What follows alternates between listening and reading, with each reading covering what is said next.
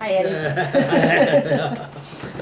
So, Yeah, we gotta have a couple of snorts before we start. So you got a little guts. well, I got my caffeine here, so. Probably worked pretty good. I don't know. Yep. Just think of me as being a really nosy. Okay.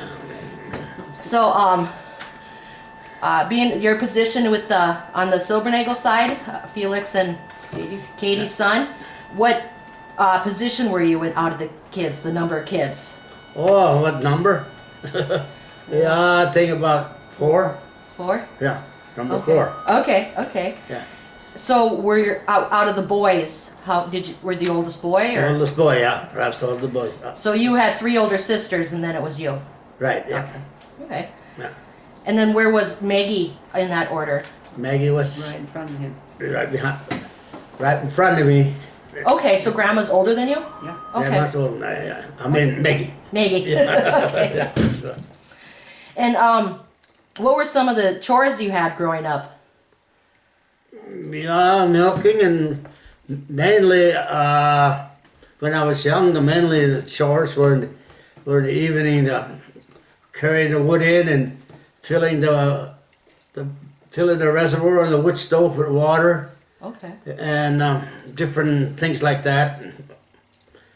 Then the evening's done, but the chores were mainly to feed the cows and for instance, we didn't milk a lot of cows at that time, but everything had to be fed and whatnot, and Okay, cool. So- Yeah. Let's see here.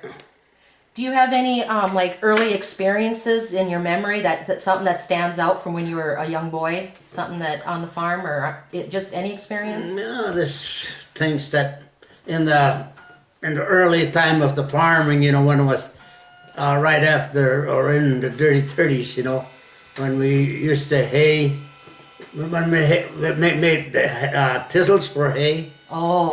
and then we had to get in there and tramp them down because they're so fluffy. Oh, okay. So that was a hell of a job to get in there and tramp them thistles down because we had to get them pretty green because if you had them too ripe and then they stuck you, they're bad, but Oh, yeah. the green, they you didn't, Yeah. and then they had to be stacked on a big pile and hauled up with the ropes and in order for the cattle in the wintertime to eat them, they had to be a little moldy, Oh, really? They couldn't be all dried up and like we do with the hay now. They had to be a little moldy.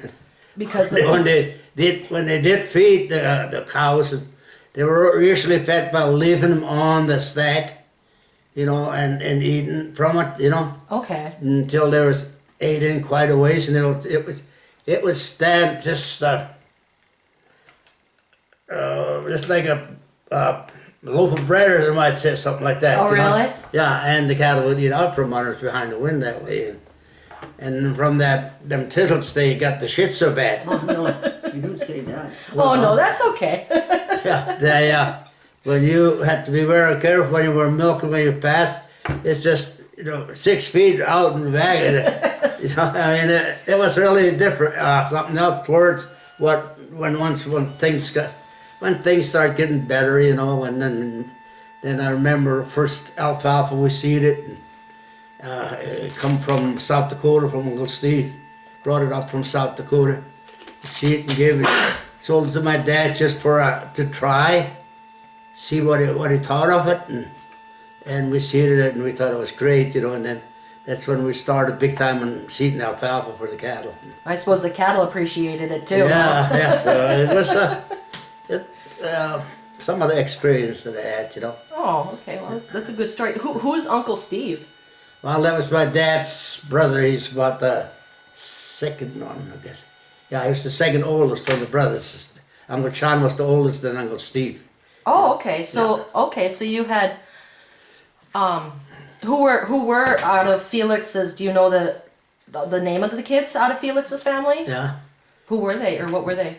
Well, I don't know him. I can't tell you by just the age. Oh, that's okay. But I can tell you that Uncle John was the oldest, and then Uncle Steve, then Uncle Pete, then Felix, my dad, and then Tony, and then the girls were in between. I think there was Libelina, two girls, I think, right? Libelina and Mary. Yeah, there were two girls, but just where they fit in, I don't know. But What was the one girl's name? Tibaldina? Libelina, Oh, that sounds like a very German name, just huh? like Eddie's sister Libelina. nowadays they call it Lena, but they're, Libelina. in full German it was Lippeldina. But Oh. we call her Lena. Yeah. Oh, okay, So anyway, then, She was the one that was right behind him. okay. yeah. So, I thought Lena's name was Lena. well, from my Yeah. no, well, yeah, there was a Lippeldina in my family, Yeah. in Felix's family, you might say, yeah. Okay. Yeah, Wow. so- So there's a lot of those names kind of, there's those names on the Krumm side, but there's over on the Silbernagel side too. Yeah, like on his side, there's Anne, Mary, and Maggie. And my side was Maggie, Anne, no, Maggie, Mary, and Anne. Just turn around. Yeah. Yeah. I'm gonna get you in the shot a little bit. If they do, then you guys get money. So. So let's see here.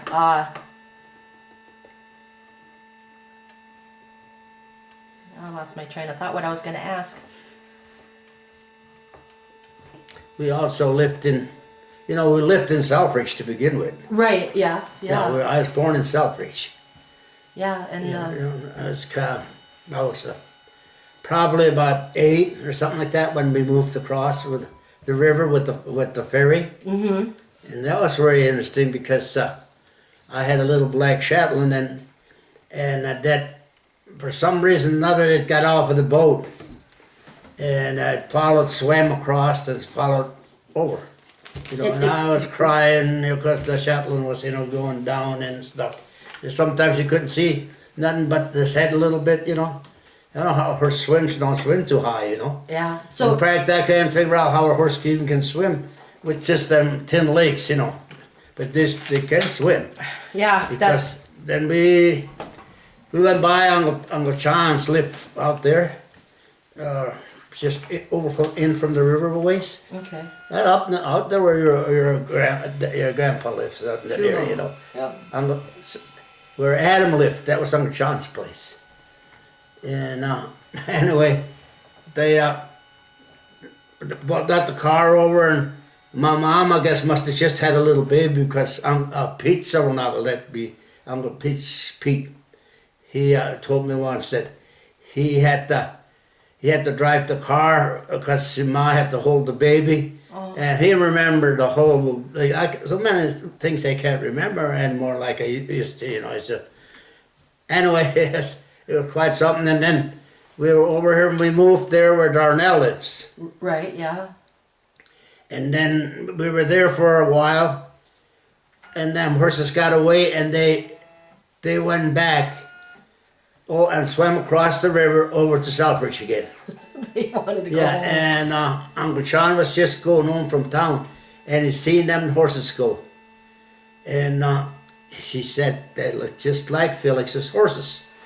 But there's no way of calling her anything, and that's quite a ways apart.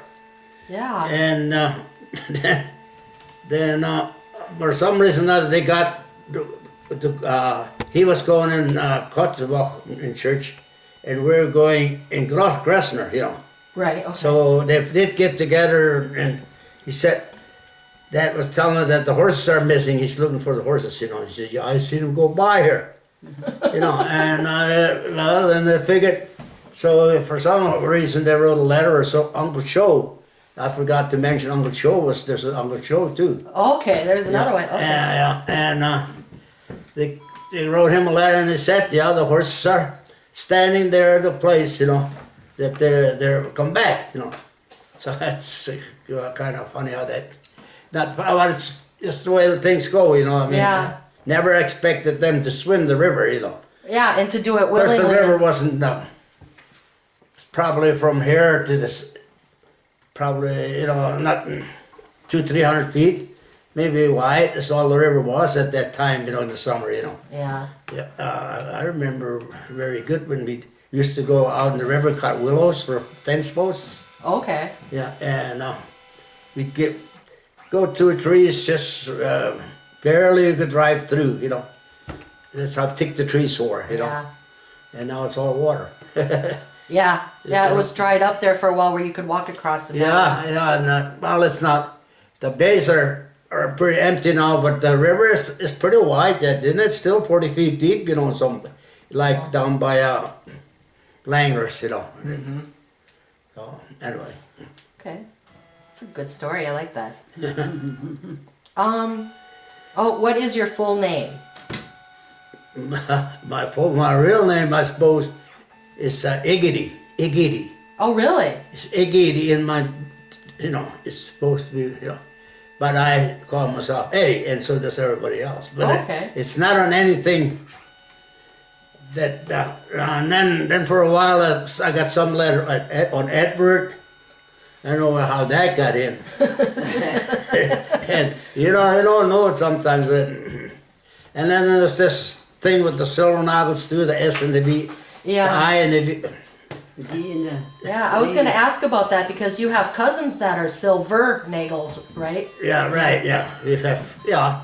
Was It's still really darn sure what the real German silver nagel is a B. Right, It's a Dutch. right. Yeah, Sil- but the V is more English. And I think as they got older and they got sent to high school and college or whatnot, and they thought it was too German, I guess, because I don't know, there's different names that got changed, that like Rarickson and they're spelled a little different. Right. One family towards the other. Like and they- Mossets, I see that in the telephone book, and Well, like Schumacher, some people there's variations of Schumacher now too. With some use a K and some use. I don't know why that is. I think it's the original ones is from the way our parents wrote it. Yeah, maybe some people try to Americanize it or something. Yeah, So, do you have a middle name? No. No? No. Once at one time I used the middle name, but F, Oh, like Felix, Okay. Yeah, I don't know, but then I don't use it if I have one. It's not on the birth certificate anyway, no. Is Eggity on your birth It's certificate? Iggy on the birth certificate. Why? but then you and Grandma changed everything. Yeah, we did as long as Grandma was alive, because I had to get an affidavit saying that this Eggity is Eddie Sornagel and sign it, and then Grandma had to sign it, that this is the original name. It was just, they had to go to a lawyer and get that all done. I Yeah. suppose. And they went it through the courthouse and everything, Wow. Yeah. I suppose back then they just, you could call yourself what you wanted to, but nowadays everything has to be all legal. and- Right, and with this, it's a good thing when I did my Social Security that I pitted my Social Security card. I put that on Eddie right away, and they had no trouble with that. But whatever was other than Eddie, I had to send them a card to change, to change that name. This is what that mean, and then, so anyway, different things like that, Okay, cool. So. What kind of childhood games do you remember? Did you guys play? Well, baseball and with the women. That's childhood baseball. That's just teasing. Cancel that. Okay. We played cards and I don't know what was that? Chinese checkers. Oh, okay. Chinese checkers or? And all checkers? these checkers, they're kind of got 4 points, and you throw a ball up and you pick up 2, and then the 2s, the 3s, and the 4s. Is that jacks or? Yeah. I know what you're talking about, but I'm not sure. No, I know for sure what it was called. That was played a lot in school and then at home. Okay. And different we didn't have too much stuff to play with because there was Right. nothing bought to play with because you couldn't afford to buy stuff like they do that you can't even get in the room no more. Yeah. You know? Yeah. So, Yeah. anyway, that's about. Okay. How were holidays like your birthdays, Christmas, Easter? How were they celebrated in the family? Well, I don't know, mostly together and had a meal and then went out and outside, you know, like birthdays were just more or less together and birthdays, sang the birthday song and stuff like that and get a little present maybe, you know, not much. It's wasn't much. And before my birthday though, from my godfather, I got a present in the mail the same day as the birthday. And when my birthday was, I got the mail. Ah. You know, that's one thing that I know for some. He always had something on the mail for me that day. That's nice. Yeah, that was my godfather, Who was that? Uncle Tony Gross from Bismarck. That was my mom's brother. Okay. Yeah. Okay. Yeah, so he always had make sure I got something for my birthday, you know. Oh, that's nice. Yeah, That's so that that was- takes timing to get it in the mail and Yeah, right at that time yet, you know, and it was usually on my birthday, you know. I like that. Yeah. So. Let's see here. Who was more strict, your mother or your father? Strict? Like My mom. your mom? Oh yeah, my mom's a lot more stricter than my dad. I got a licking, well, a slap just about every day. But my dad, I got a licking once that I can remember, and I suppose I had it coming. We were out planting potatoes, you know how to made a furrow, and you plant potatoes, you know. Uh-huh. And I kept tipping the girls over, pushing them and whatnot, and fighting with them. And my dad irritated him enough, so he finally pulled his belt off and caught me and gave me a licking. You know, and I never forget that. You know, that's the only licking that I can tell that I really got a licking from. You know, I got scoldings and stuff. You know, like but my mom was tough. She was a tough lady. She had to be. She was them 12 kids. You know. Yeah. You know. Yeah. Yeah, I remember her. You remember Grandma? Yep. Yep. You remember my grandma? Your My mom. mom? Yep. Oh, I do? Yep, Oh, yep. yes, yeah. Yeah. She passed away on our graduation. Her wake was that same night that me and Andrea graduated. The same time. So some of the family members went to the wake instead of the ceremony, which is totally understandable. But being that that happened at the same time, that's really easy to remember the date then. So Oh, yeah, Yeah. so, yeah. yeah. But she was a resident in the nursing home when we were CNAs there. Me and Andrea and Oh, several of us worked. She would need help. She'd put on her call light and want somebody to go in there to help her, and she'd be like, "Go back out and bring one of my girls in here," because she had She had Maggie. Maggie, Sandy Phillum was a nurse. Grandma was CNA. Jody Krumm, Stan's wife, was a CNA. I was a CNA, and Andrea was a CNA. So she had a nurse and four girls. Her CNAs And if worked. she wanted something, oh. that's Yeah. what she Oh, wanted. and the nursing home, Yep. it's talking about. Yep. So she would put her call light on, and we'd kind of all look at each other. And a girlfriend of ours that wasn't a granddaughter, she'd look at me and Andrew, and she'd be like, me and Andrew like, okay, let's go. Grandma wants us. Okay, yeah, yeah. We knew after Yeah, about she one was or two times. Marilyn Manus, she would, it was built new, she had got the apartment was, she's the first family in him and grandpa. Oh, really? I didn't know that. And when grandpa died, and then of course she was alone and then whatnot, and she got the Bismarck Tribune, and they always just stuck it underneath the door, just about this far apart. So it didn't have to bother. It's just the Tribune guy just stuck it underneath the door there, and she noticed that the Tribune was sometimes, she was a pretty fussy lady.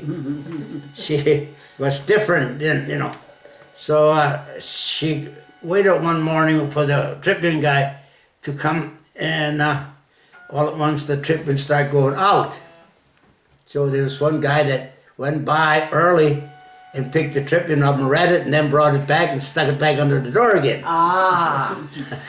So the next morning when the tribune come, she went in and she stood on it. And this guy was going to pull that tribune law, and he just goes, she got the king all once you open up the door afterwards, you tipped them over, and she had a hell of a commotion there. But she was tough enough to do that, you know. Oh yeah, that's good. So that's one thing I remember really that I thought was something else. Yeah. That, you know, up when you lift up there, well, she was a gutsy lady.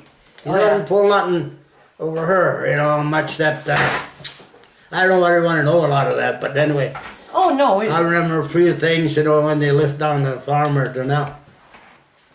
They used to have them names day parties, you know. The name state, well, you had a name state, you know. That was right. like a birthday, but more celebrated than a birthday. That's, you know, name stays. And they had a name state by our house, and and there was all there's some share boys that were always they come and get some beer and they get into a fight, you know. There's just and I remember when they were there and they were fighting and they had a piss pot, you know, with the handle, one of them little ones with a handle on. And that guy was starting to fight, and my mom took that piss pot and hit him on the head. there was a little bit in there that was flying all over, and he got the hell out of there fast, I'll tell you. Is that something he said? I don't know what it is. No, if you put that on, what the hell you did think? I don't know, but I'm sure if we put that on, Maggie wouldn't know about it. Yeah. You know. Yeah. No, that's fine. We I don't. don't want to put that. You can Want fold to that put some together. fun things on too. Yeah, we don't want to We didn't- sugarcoat it. We yeah, want have it to like this. tell it how it was. Yeah, we you know, we had a good family, and then Yeah.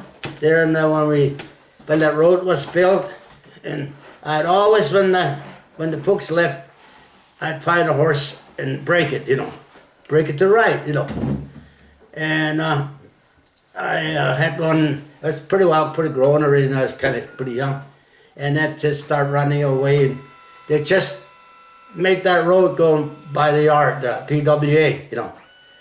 That was called PWA Oh, okay. at that time. The you know. highway. Well, it's a gravel road, you know. Oh, It's okay. just a gravel road going by the farm, and that horse bucked me off and bucked me off, and I fell with the head on a washtub, and it knocked me out, and I was them guys were there, and they seen it come running in, and they took me in and put me in bed, you know, laid me in the bed, and the folks come home, and I was still laying there passed out, you know. And they couldn't figure out what was wrong, you know. They thought I probably got into the beer or something, you know. Oh. But I didn't. I just. Nobody was there to tell them what happened. Well, the Or- girls, I guess, the girls finally told them what had happened, you know. Oh. That because so anyway, that was one coincidence. Was kind of, you know, a little shaky. But I remember that PWA guys there. They call them PWA. You know, it was kind of a. It was kind of a program that the government did for the farmers because they were so poor, and then you get paid to go out, and they did a lot of work was done with the shovel and with team of horses. The whole thing was done with team of horses, you know. Oh, okay. That's how they built these dams, like the Welt Dam, and the Nuswa Dam, and them big dams that are. Built around here. That's how they got built in the PWA days. Oh. They got hired with a team of horses. If a man and a team of horses, they got so much, and then a man with a single team, and with 4 horses that had enough for a full of scraper, and then they got pretty good money. And my dad lived there by Darnellas. Then to go to the Welt Dam, we didn't have so far, you know. Yeah, that's really close. Yeah, and anyway, they got pretty good pay to do that. They didn't give it to it like a lot of this stuff that they're doing now, just giving it to. Right. They had to work for it, and now it still shows. It still shows that was done during the welfare days, you know. Yeah. or something. Anyway. Yeah, I like that. Okay.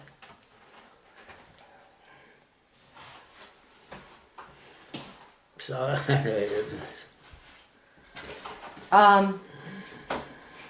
Grandma had mentioned that your parents were into square dancing or barn dancing. yeah, that it's a certain name they call it. Yeah, they were in Square dancing. Yeah. square dancing. Yeah, yeah. They were pretty big into that, where they. They did quite a bit of square dancing. Yeah. Mom liked to go. Yeah, yeah. My mom liked to go. She liked to go away in the evening and stuff like that. Yeah, and then of course then they had I don't know what with the square dancing. It was thing with their friends, just in the house and stuff like that. And then later on, as Carl and Ann, and I don't know whether Maggie and Tony ever got into that or not, the square dancing. But that was a big thing at one time, to go in the house and they square dance, but they didn't dance like they do on the Grand Ole Opry or something like that. They just walked and danced, and then they. Yeah, they had music too. Yeah, they had music and they walked, and then they had to do their accommodate or whatever they call it. Or the caller, or the guy The collar, that there was says a swing collar. your partner. Yeah, yeah, right. Yeah. Grandma had mentioned that your dad did that a little bit. He did some of that, yeah. Yeah. Yeah, he did a little bit, a lot of everything. Yeah, he's kind of an active guy that way, Him and Uncle Steve. Uncle Steve was a rodeo clown at one time. Oh, really? Yeah, Dad's brother, yeah, down in Newell, South Dakota, yeah. Yeah, him and my dad got along really good. Uncle Steve, Uncle Sean, and my dad. Okay. When we went to them, we always all got along. And Uncle Pete, Uncle Steve's wife, she died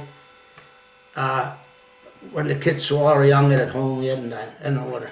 And then a lot of their kids were up our place that we raised with our family. Oh, well, that's good. Yeah. Like Tony especially, Uncle Steve Tony, he was out in our place a lot of times, He died real young. He was down from lived in Newell, South Dakota. Yeah. Newell? Newell, South Dakota. Oh. Yeah. Okay. Yeah. Okay, cool. I like that. So, how about you, when for socializing, like hanging out with friends or anything, like, did you have any place to go, or did you go into town or go to wedding dances or go somewhere to like? Well, at that time there was usually a dance, a pay dance. Okay. Like Easter Monday night was a big night, Usually now it's nothing no more or stuff like that. And then weddings, we went. At weddings they had big weddings, they started in the morning already. The yeah. Weddings there, they started in the morning already, and then they had soup for dinner and they went all day till that night at 2-3 o'clock, so then there till morning sometimes, And that was one of the things that we went to, and different kind of other stuff, We play cards together. Kids go together and play cards with each other and whatnot, and go sled. Went a lot of sledding, so go out in the wintertime. We go out and find a hill and come down the hill sledding, and when we were with the skis, we had went with the skis with the saddle horse and rode real fast. Oh. And pulled the guys on the skis, and that worked pretty good, With the horse. With the horse. Oh yeah. my gosh. Yeah. So. Takes a lot of courage. And then when I went with Tilly, I rode down to see her on horseback, and that was right. from where David lives down to where Tony and where your grandpa's farm is, Yeah. Yeah, and that's quite a ways. Sometimes the wintertime, sometimes storm pretty hard, And did you go by car? No, but horseback. By horseback? In the wintertime. Once it was November, there were no more cars going. Oh, yeah. It was all, the roads were just really no roads, I'm talking way back, Yeah. And that's the roads got better, sure. Then we always went by car, but not, you know. So where did you go to, like, elementary school? Did you go to a country school? Well, we went to the farm school, they call it. You know, it was right there. One month over there by Darnell. It was right there northwest of the farm. There's a hill north there. The school was right on top of that hill. Oh, really? Oh, Yeah, okay. and that's where we went to school then. And then when we moved over here, then the school was right down where you turn off, to turn it off the blacktop, 83, and go to David. The school was right there in that corner. Oh, so it was actually pretty, not such a bad distance. Well, no, it was, that one over there wasn't, always wouldn't walk, but this one here we had to walk a lot, but that was quite a ways, you know, from the corner up all the way to David, you know. Oh, yeah, I guess. Yeah, that's it's 2.5 miles. Yeah. And I suppose over by Darnell and that you had to go uphill. Well, we went to Kitty Corner. Up the hill was right there where the school is, and just a little bit uphill. We always played king of the. It's a nice hill to play king of the hill, and there was kind of a cut off where the rope went right by, you know, and whatnot, you know. And how far did you go in school? 7th grade. 7th grade? Yeah. That was pretty typical, right? Guys, Yeah, well, when I was in 7th grade, my dad, it was in the spring, right about now. I never wrote 7th grade exams because my dad got kicked by a horse, and then I had to stay home and help do the chores and stuff like that, and I never went far enough that arithmetic I was pretty good, but my spelling could be a lot better, you know. I think that's a boy thing. Good at math and not so good at English stuff. We never had, our teachers were high school girls, you know. Oh, okay. Most of it. We never had no pronunciation like kids now in their 2nd, 3rd grade, they can spell better than us 80-year-old guys, you know, because they get we never had this pronounce the word, you know, like they do now, you know. But we did have some in school that were good, you know, like when we had spelling bees, you know, and we had one girl, she was a Keller girl. She is tough. She could just about any big word she could pronounce first and then spell it, you know. I just couldn't believe that this is possible. And now, too, you know, when I listen to that, how they can just figure out how to put them letters, you know. Yeah. It's I don't know how good you are in spelling, but there's some people just got it, you know, that they can spell like crazy, you know. And that's, to me, that's very important, you know, in part of life, because there's a lot of, we get the Tribune now on the record and stuff like that.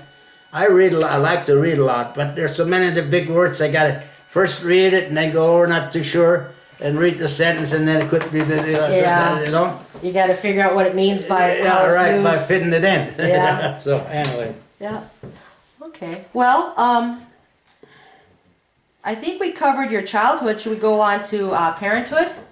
Well, actually, I can ask both you guys together, and then when I interview you, Tilly, then we'll just skip that section. How's that sound? Anything to make yours shorter, right? Growing up, did you have any traditions? Did you have any traditions like that you would do every Sunday, or? Did you have any traditions that you would do, all Like the your family family would do? traditions? Like did you eat soup every Sunday, or did you after church, or did you not work Sundays, or? Oh yeah, we had not work Sunday. Yeah, my dad didn't. No, It would have to be really. That means when we were married. Now Now Or we're did you mean when they're married? or No, when I you- meant when you were kids, growing up. when we were first. kids. Yeah, that's what I thought. Yeah. And we had, happened to walking together to the neighbors. You know, like Daringers. We'd walk to them, and then we'd go out and look for arrowheads. Oh, okay. You know, in the dirty 30s. You know, Like in the pasture. in the plowed land. Because in the dirty 30s, the wind blew that out as deep as it was plowed. and piled it up. You could see the lines where the plow went, the furrow. That's how it blew it out, you know. And there's sometimes a sandstorm that we couldn't go outside. And that's when the arrows, we found arrows in there where the Indians, you know, and whatnot, because we were actually right across from Fort Yates, you know. And we found a lot of arrows, and there was one guy in Linton that bought arrows, you know. Oh, really? Yeah, and then, or trap gophers and sell little tails, you know, gopher tails. What were those used for, the gopher tails? I don't know what they used to for, but the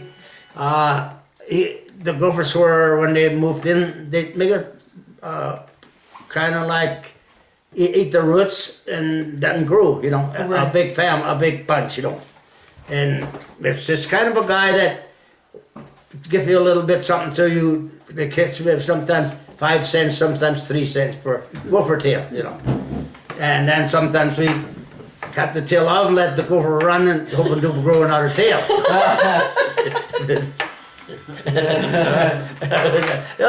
When you were kids, you always had plans. Like, Oh yeah, you got to be an entrepreneur there. You get... Anyway, that's still one of the kid things, you know. Did you have anything else you wanted to say? No? Oh, okay, so now we'll move on to parenthood. Scott had a curiosity question, I think. Okay. Okay, so how did you guys meet?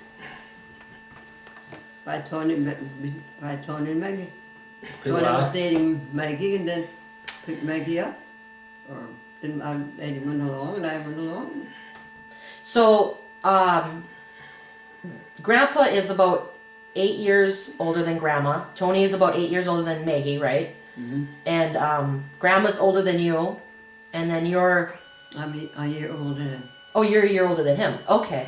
Okay, so basically, there's a big age difference between Maggie and Tony, but you guys are really close in age. An age. Okay. Okay, so you guys met through Grandma and Grandpa, and then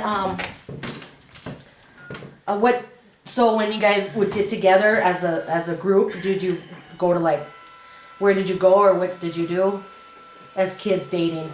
Well, We'd go to the bar and then the bar and Lee wasn't long yet, me and Eugenia. Okay. yeah, us 6 usually. Yeah, Carl and usually stuff like that, or go together and play cards and yeah, us and Tony's were got together a lot. Yeah, we helped each other a lot. I went down to Tony's, helped them, and then he come up and I remember when I put that cistern in, and I had to get a frame put that in, a round. I made it round, Okay. and I got one of them at Harriet, and Tony come up and helped put that in, and he gave me a lot of, because it was just before election when Goldwater ran, and he was giving me shit with That's that. going to be all on that tape. Yeah, and he was giving me a lot of static with that. Is this where the Goldwater's going to be? You know? And Tony was a real strong Democrat, you know. Oh, really? I didn't know that. Oh yeah, I think, and he was giving me a bad time with this sister now because Watergate, and it wasn't Watergate. It was what the heck was his name? Goldwater? Goldwater, yeah, was the name of the guy that ran for president, you know. Okay. Yeah, so anyway, stuff like that. And Tony, when he do something, he wrestled you pretty hard, you know. You know, so. Yeah. Anyway, yeah, we did had to do did a lot for each other at that time, like for Carl's and us and Lee's did a lot of things together, you know. Did Lee and Eugenia already live on that farm that I know where they were at? Yeah, they moved there right away when they got married. When they lived with Lee's folks, I guess, a year or two, and then they moved over there. That was Mike a Feist. wall farm. Okay. Mike Yeah. Feist, no? No, that was a wall farm. There, his uncle. But they bought it from his uncle. You know. Okay. It's just Lee's uncle. Okay. Yeah. Okay. Okay. Anyway, so together a lot. Most of the time, if we went someplace, we at that time we had phones already.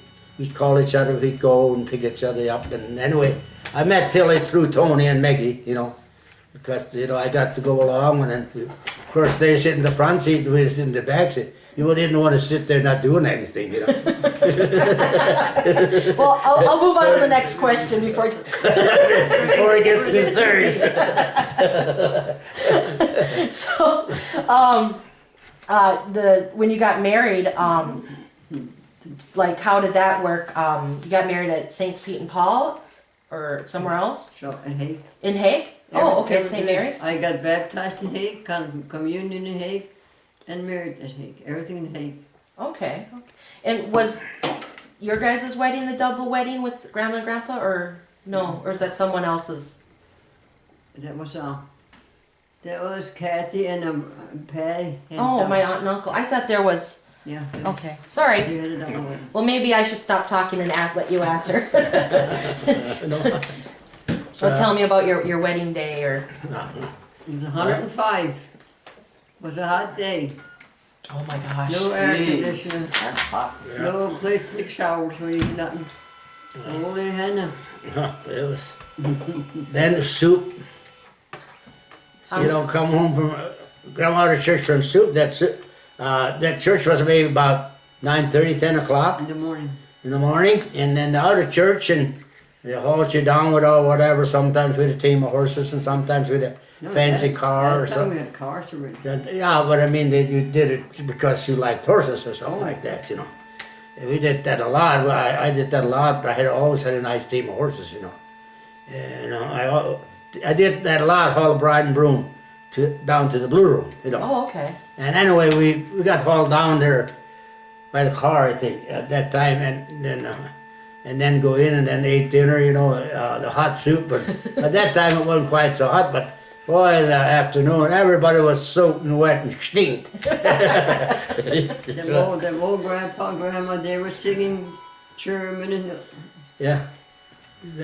Yeah, then usually in the weddings, they get together and sing some of the Sherman songs, you know, which are more musical than our English songs, you know. Oh yeah. You know, they're more a rhythm for dancing and stuff like that, you know.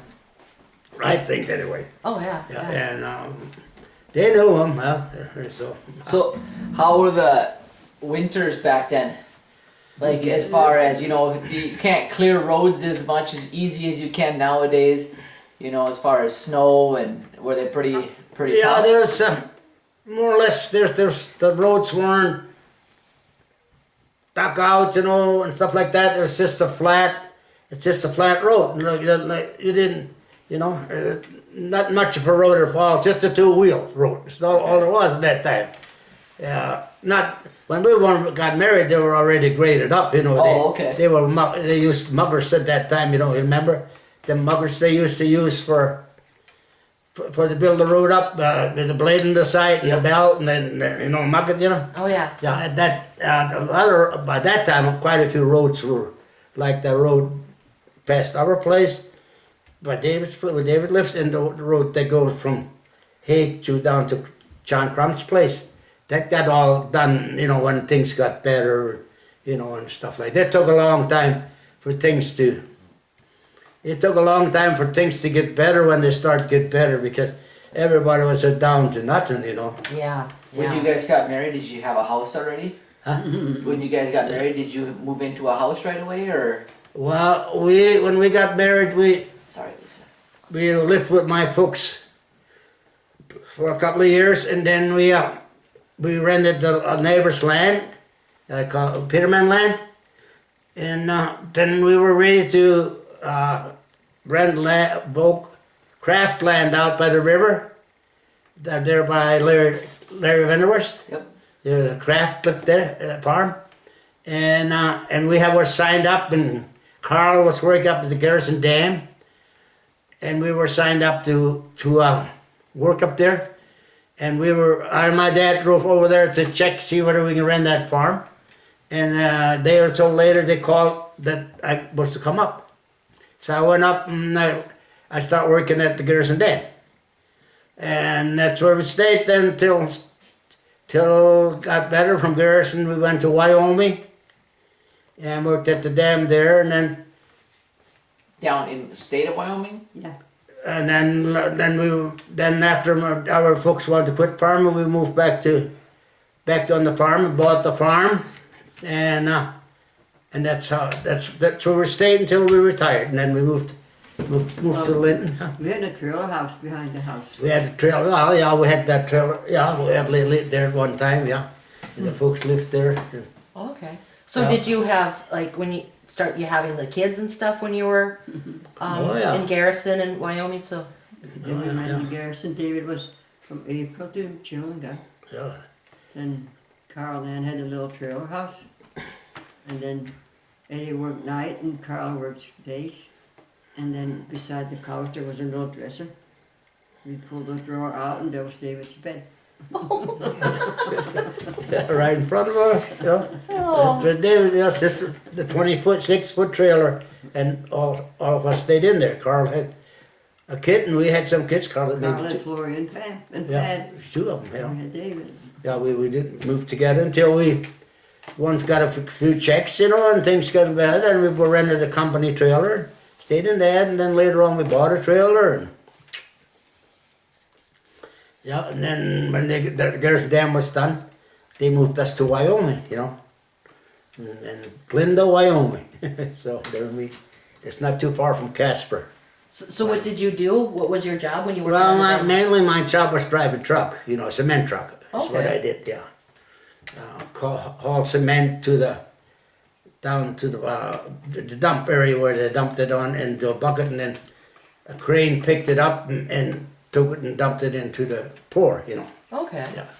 Until later on when it got cold, that they didn't pour no more, then they put me on a labor truck, what they call, then a flatbed, that where they cleaned up, and I just drove the truck around, Anyway, that was my job at that time, and then when we moved back, we bought the farm, and my folks moved to Linton, to Bismarck, and we stayed farming. Yeah, a little bit at a time, whatnot, So the house that David and Judy are in right now, that was your parents' house, then yours, and now David and Judy's, and then Donovan and Jolene's. Yeah. So they're going to be the fourth. Fourth generation. Yeah, it's going to be done, the way things look now. Yeah. It's going to be, What year was your farm settled? Do you know? the what?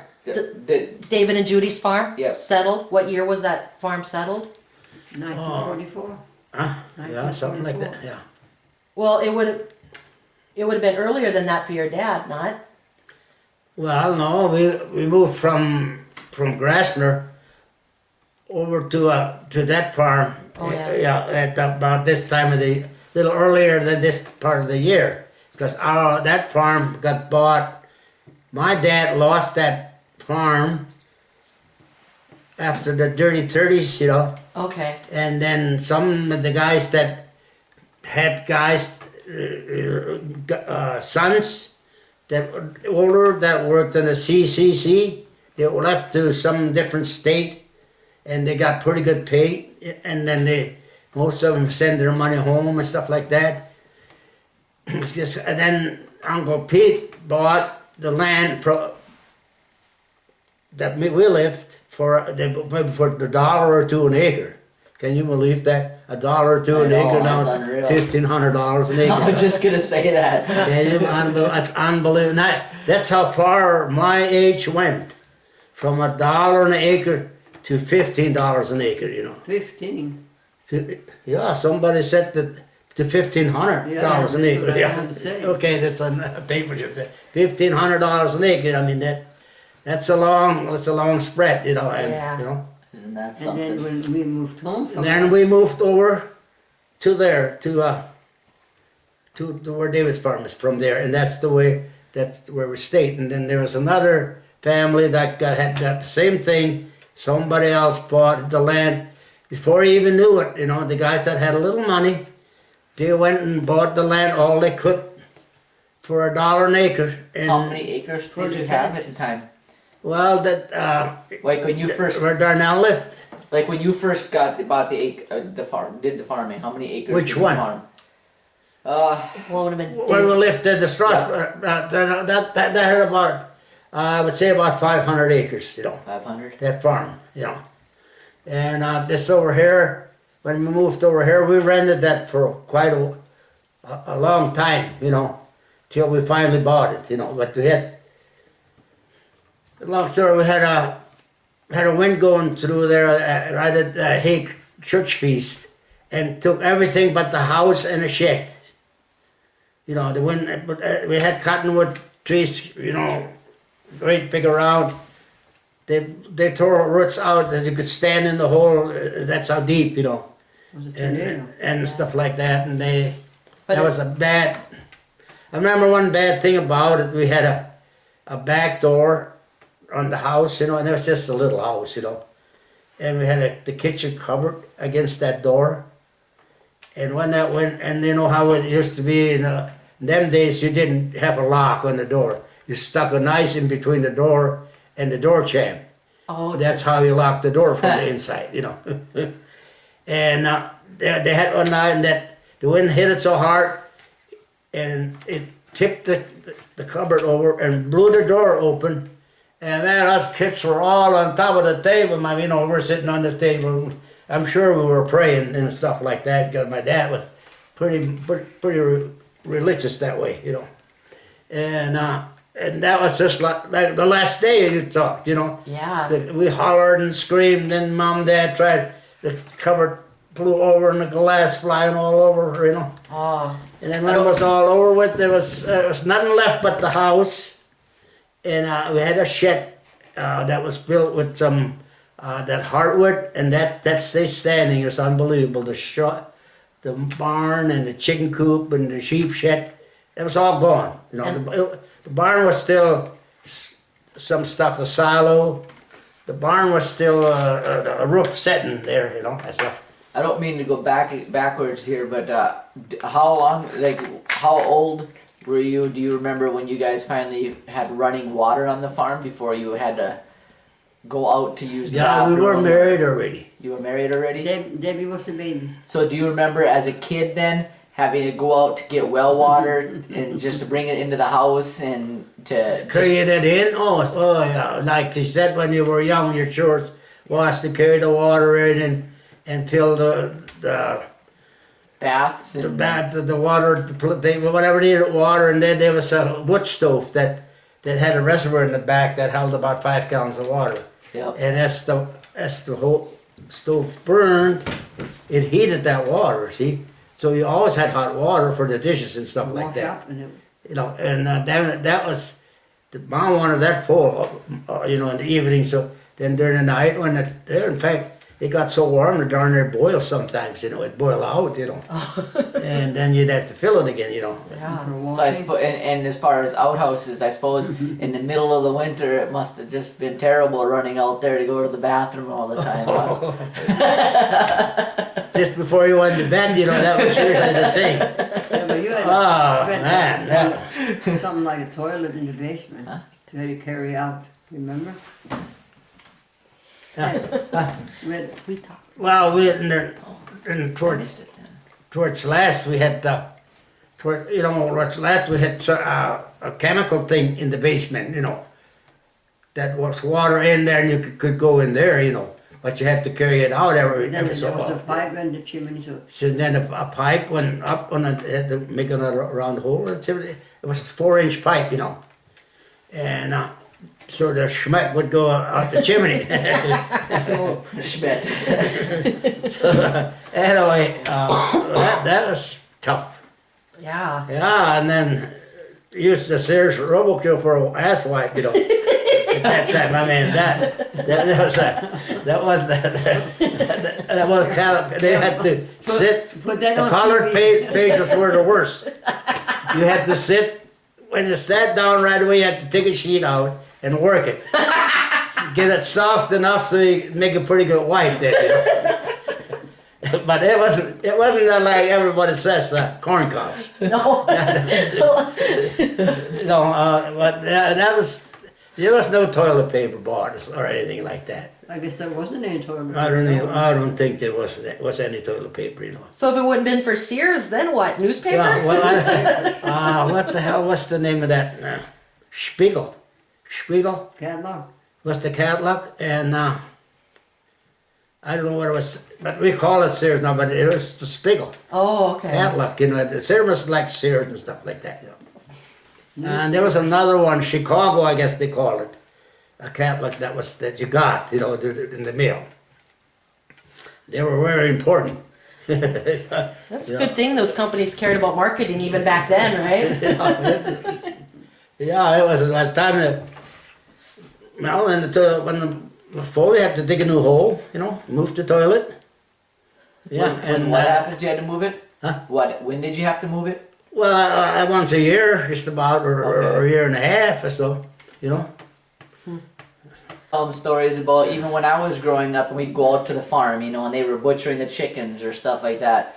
Our kids, they've never seen a chicken butchered. They don't know when you cut the head off a chicken, that thing's gonna be flopping around, or you gotta go check. Can you imagine when the threshing crew was there and they fed the threshing crew, the whole crew? Right. And there was usually about 10, 15 people.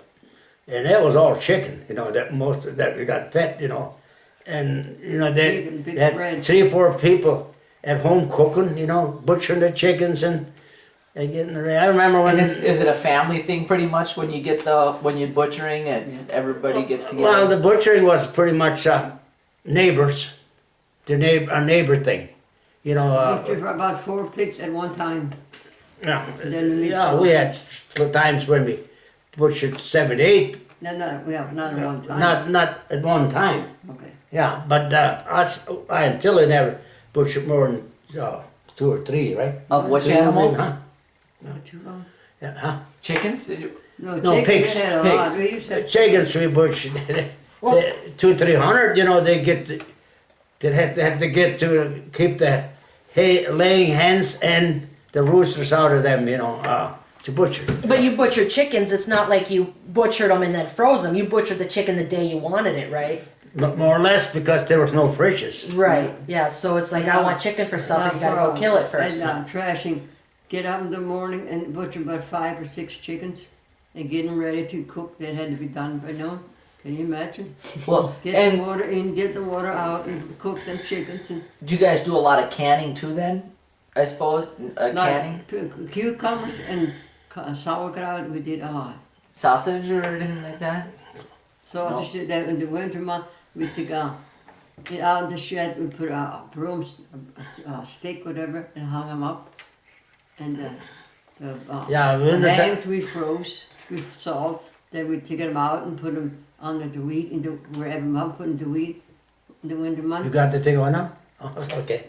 No, keep going, I yeah. was just gonna say that I remember my dad. I went with along town with my mom and dad, and we said the roads were so rough, you know, after washouts and stuff. And there's always the cream can, you know, and they had 2 5-gallon cans full of cream cans in the trunk of the car, and they hit that and spilled the cream. Yep. Now, being that I know you're Martin's grandson, one year when we first moved to my dad, until he moved to Linton, you know, when they sold the farm that they moved to Linton, and then we had that year when we had all that snow. I don't know when that was, then 79 or so, whenever, I don't know. I'm not sure when that was. Anyway, the snow plows had to have a pickup following, you know, Yep. the snow plow, so if they get stuck, they'd have to help them shovel out and then go again. Oh. And we went all the way around by Buck Tuff and through there and Tony Gloss. We come up that hill by Tony Gloss there, and we hit your farm, and we ate dinner there by your place. Uh-huh. And then we went over to the Nagel.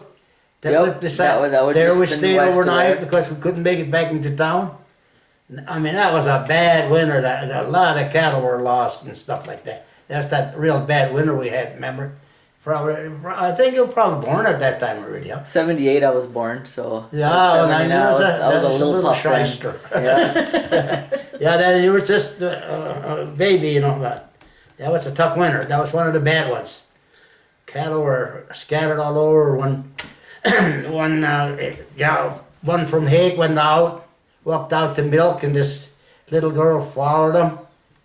And they thought she went back. They told her to go back. They didn't go back. Then when they got into the house, and then she wasn't in the house. Oh. That was And later.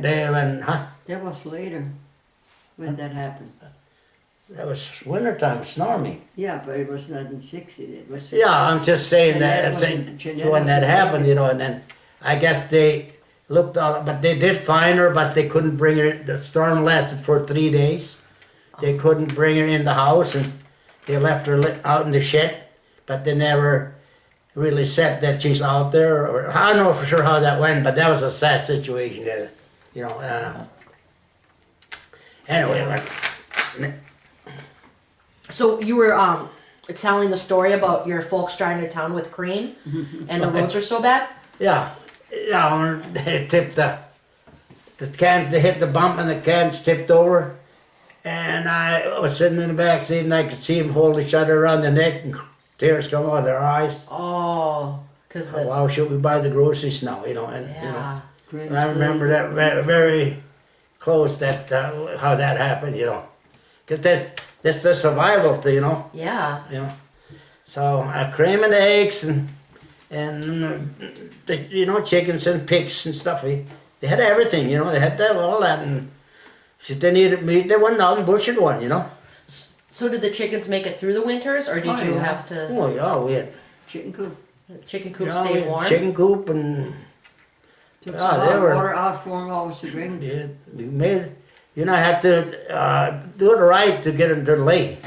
You know, they just didn't lay because they're chickens.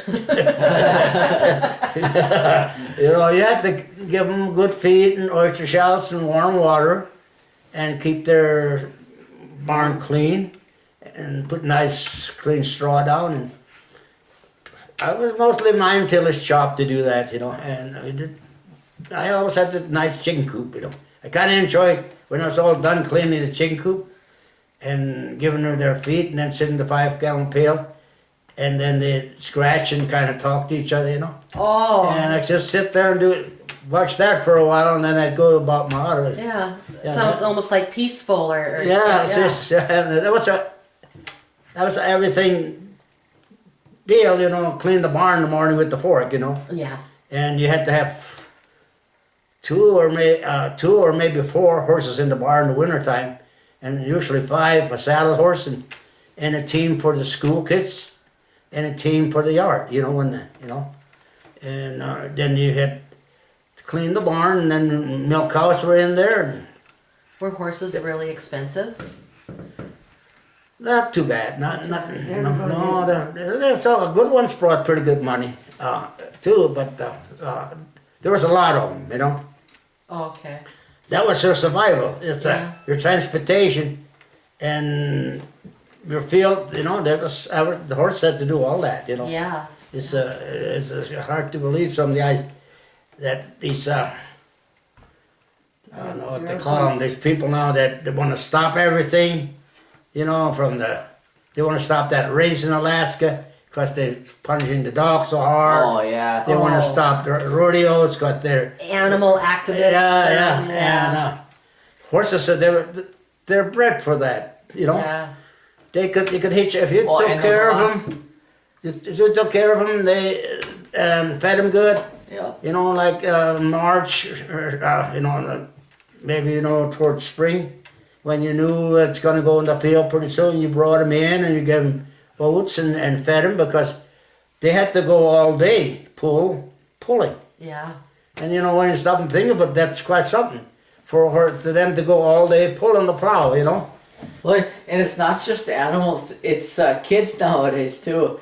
They come down to the farms, and you know they don't get to go out and help nearly as much as It's we did. yeah, Yeah. exactly. Yeah, you had to. Now that tractors, you go till you fall asleep or die in them, you know. At that time, in 12 o'clock was you had to unhook them and took them home and feed them and everything, and you didn't hook up until about 1:30, you know, in the afternoon, and then at 6 o'clock you have to quit again, because if you kept going along that, you wore them out, you know, and then they couldn't go no more, you know. And once they're what they call wore out, you know, that's a name for it. It's a German name. Like, I don't know how to say it, but anyway, What's the German word? they were bad. You know, they were Tired. tired. Laid out. You know, they couldn't go no more. They just Oh, I they just go I meant for a what- little while, and then they just couldn't go no more. You know, and you know, I was just wondering what the word was in German. That you. yeah, they're bad. They call them bad. You know. Oh, okay. Yeah. Okay. Yeah. Okay.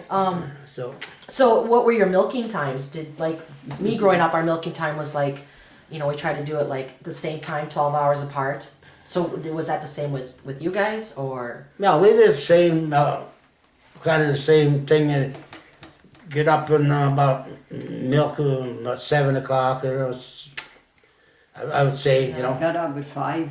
Go out, yeah, and then you had to get the kids ready for school and get the team ready. Yeah. About how many cows did you guys milk? Yeah, we milked, I think about 15, something like that. Because that's all the room we had in the barn. Right. And then later on we milked 20 because we had, the barn had 10 on each side, yeah. Yeah, then we had milk, then at that time, then we were pipeline already, you know. Oh yeah. Yeah, so. Okay. Well, okay. Let's back to parenthood. How did you choose your kids' names? Were there any like naming traditions involved, or? By the time Eddie come up to get me, I had the name all picked out. We're not like the Indians. The first thing you see, that's what the name is. Right? Running When horse. when you read go through 48 and them names, they're just wild eagle, fast horse and stuff like that, you know. And it's that's what they say. The Indians went by the first thing they seen. That's Yeah. what their name was, you know. Yeah. Gotta be careful what you see. I know you don't want that on the tape. Oh no, it's okay. So David, you knew it. Like, was there a possible girl name for him or anything like that? No, it was It was David. Do any of your kids have middle names, or you guys just? David, Edward, Josie, Eugenia, Vicky Ann. Now the other ones are just Jeanette and Sandra, Wilder Jane. I suppose you know all the girls, our kids. Well, I know Roxy, and Debbie? well, Sandy for sure, and then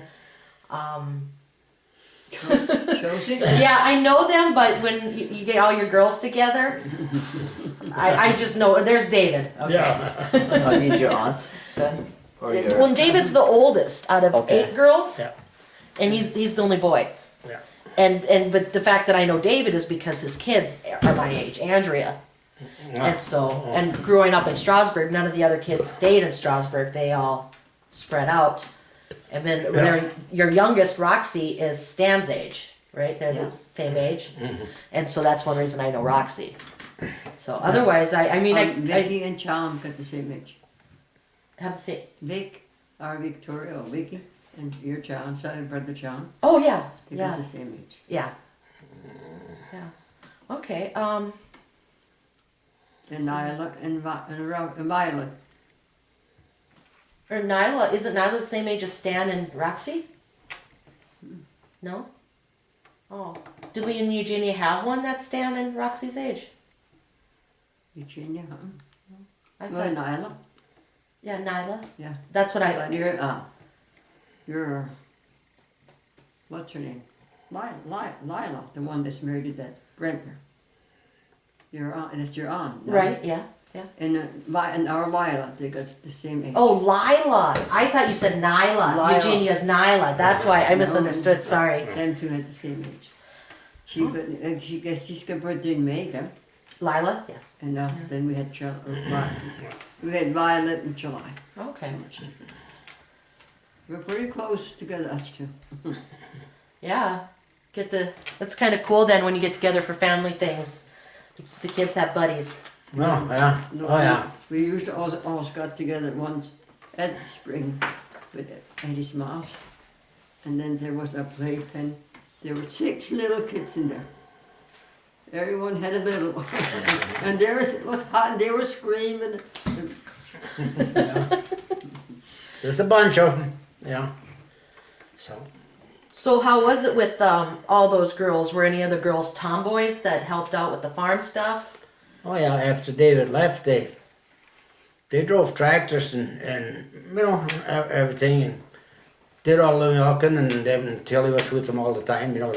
Like to go, I usually take a like, oh, they were so happy to go along the whole rocks. Their favorite thing? Oh, they rubbed that in now. They had to all them rocks, and there's a lot of me on this field, you know, and stuff like that, you know. Yeah. So, anyway, yeah, they helped along a lot. Yeah, we did have hired men to go out and run the tractors, you know, out in the field. It was spring's work, you know. Yeah. And then, but we didn't farm too much. David got married, and then he worked up there at the Bismarck at the mall engine outfit and at Richter's, and he wanted to farm and so bad. And then I gave him a chance. I rented Tony Weisbeck's land.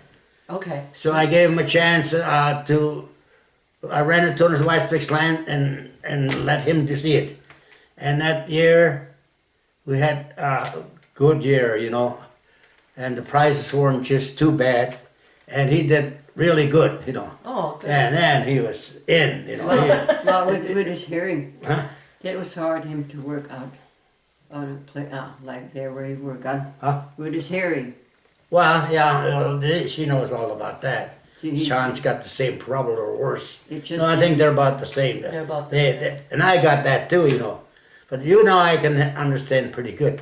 I was so worried about that I might not understand it. Huh? Oh. No, I hate that. You know, I said, No. just keep my mouth shut. Don't even say nothing no more. I'm pretty used I to got hearing aids, but it just bothers my ear so bad I can't. I just don't want to keep them on, and I got so much wax in my ear all the time, ears, and then they pluck up and then they don't work. You know. Tilly's one of the worst ones. Tilly, Ossie Miller, and Mike Wiggenheiser. They're the ones that when they talk about sometimes just about have to stand on my toes to hear them. You know, it's tough. You know, it's not as easy as you think when you can't hear. Oh no. It's tough. We can't. You know, you miss a lot. You miss a lot, and you make a lot of mistakes because you don't hear it out. You know. Yeah. You haven't got no trouble with that, huh? It's not to the point where I need a hearing aid, but I have a bad time when there's background noise of focusing on somebody talking, but it's not like nearly bad enough where I need an aid or anything. But that's one thing growing up with Dad, he taught you how to talk where you either talk louder or you enunciate or use your mouth really clearly so a person can read lips or follow. Yeah, him and David lead a lot of lips. Because when I talk to David, when I drive, and then he said, when you talk to me, you gotta look at me. You know, and I said, well, I gotta drive. Pick one. Yeah, pick one. So, yeah, anyway, it's tough that no hearing. So, out of like your girls' personalities after David left, I mean, were there any girls that their personalities were more wanting to be in the house and help, or more tomboyish, or? Mickey was the only one that was the house. The rest of them were all going outside. Milk and stuff like that. And how the heck did that go when her and one of the girls were out cutting hay and the dump brake behind, and the dump brake hit the telephone pole and broke the tongue, and they didn't know whether they should start running or coming home. Or come home, I guess. I'm probably a little strict with them, you know, girls. You know. Well, you break machinery. It's not like it's a. So anyway, that's one of the things that happened, you know. And I didn't break a lot of stuff, you know. I mean, I wrapped a rake around a fence wire fence one time, and I didn't know if I wanted to go home or go hide in the ditch. I was on the fence about that one. Yeah, it can happen, you know. When it's over with, then it's a symbol to prevent it, you know. And it's how simple it would have been to prevent it, but it didn't, you know. That's the way most of the accidents are, you know. A lot of them could be prevented and some of them can't, you know. But there's a lot of them that could have got it. It could have, you know, not happened if you done the thing a little different. Yeah. I don't know. And when you're kids, that some of that stuff comes and sneaks up on you so fast, you panic and you just watch it happen. Yeah. I remember that. Yeah, so. So okay, well, should we talk about your childhood now, Tilly? Yeah. Okay. That's Okay, then Eddie, you're done. I talk too much anyway, right? No. Okay, Donald. Okay, so what was your position or number? What number kid were you in your family?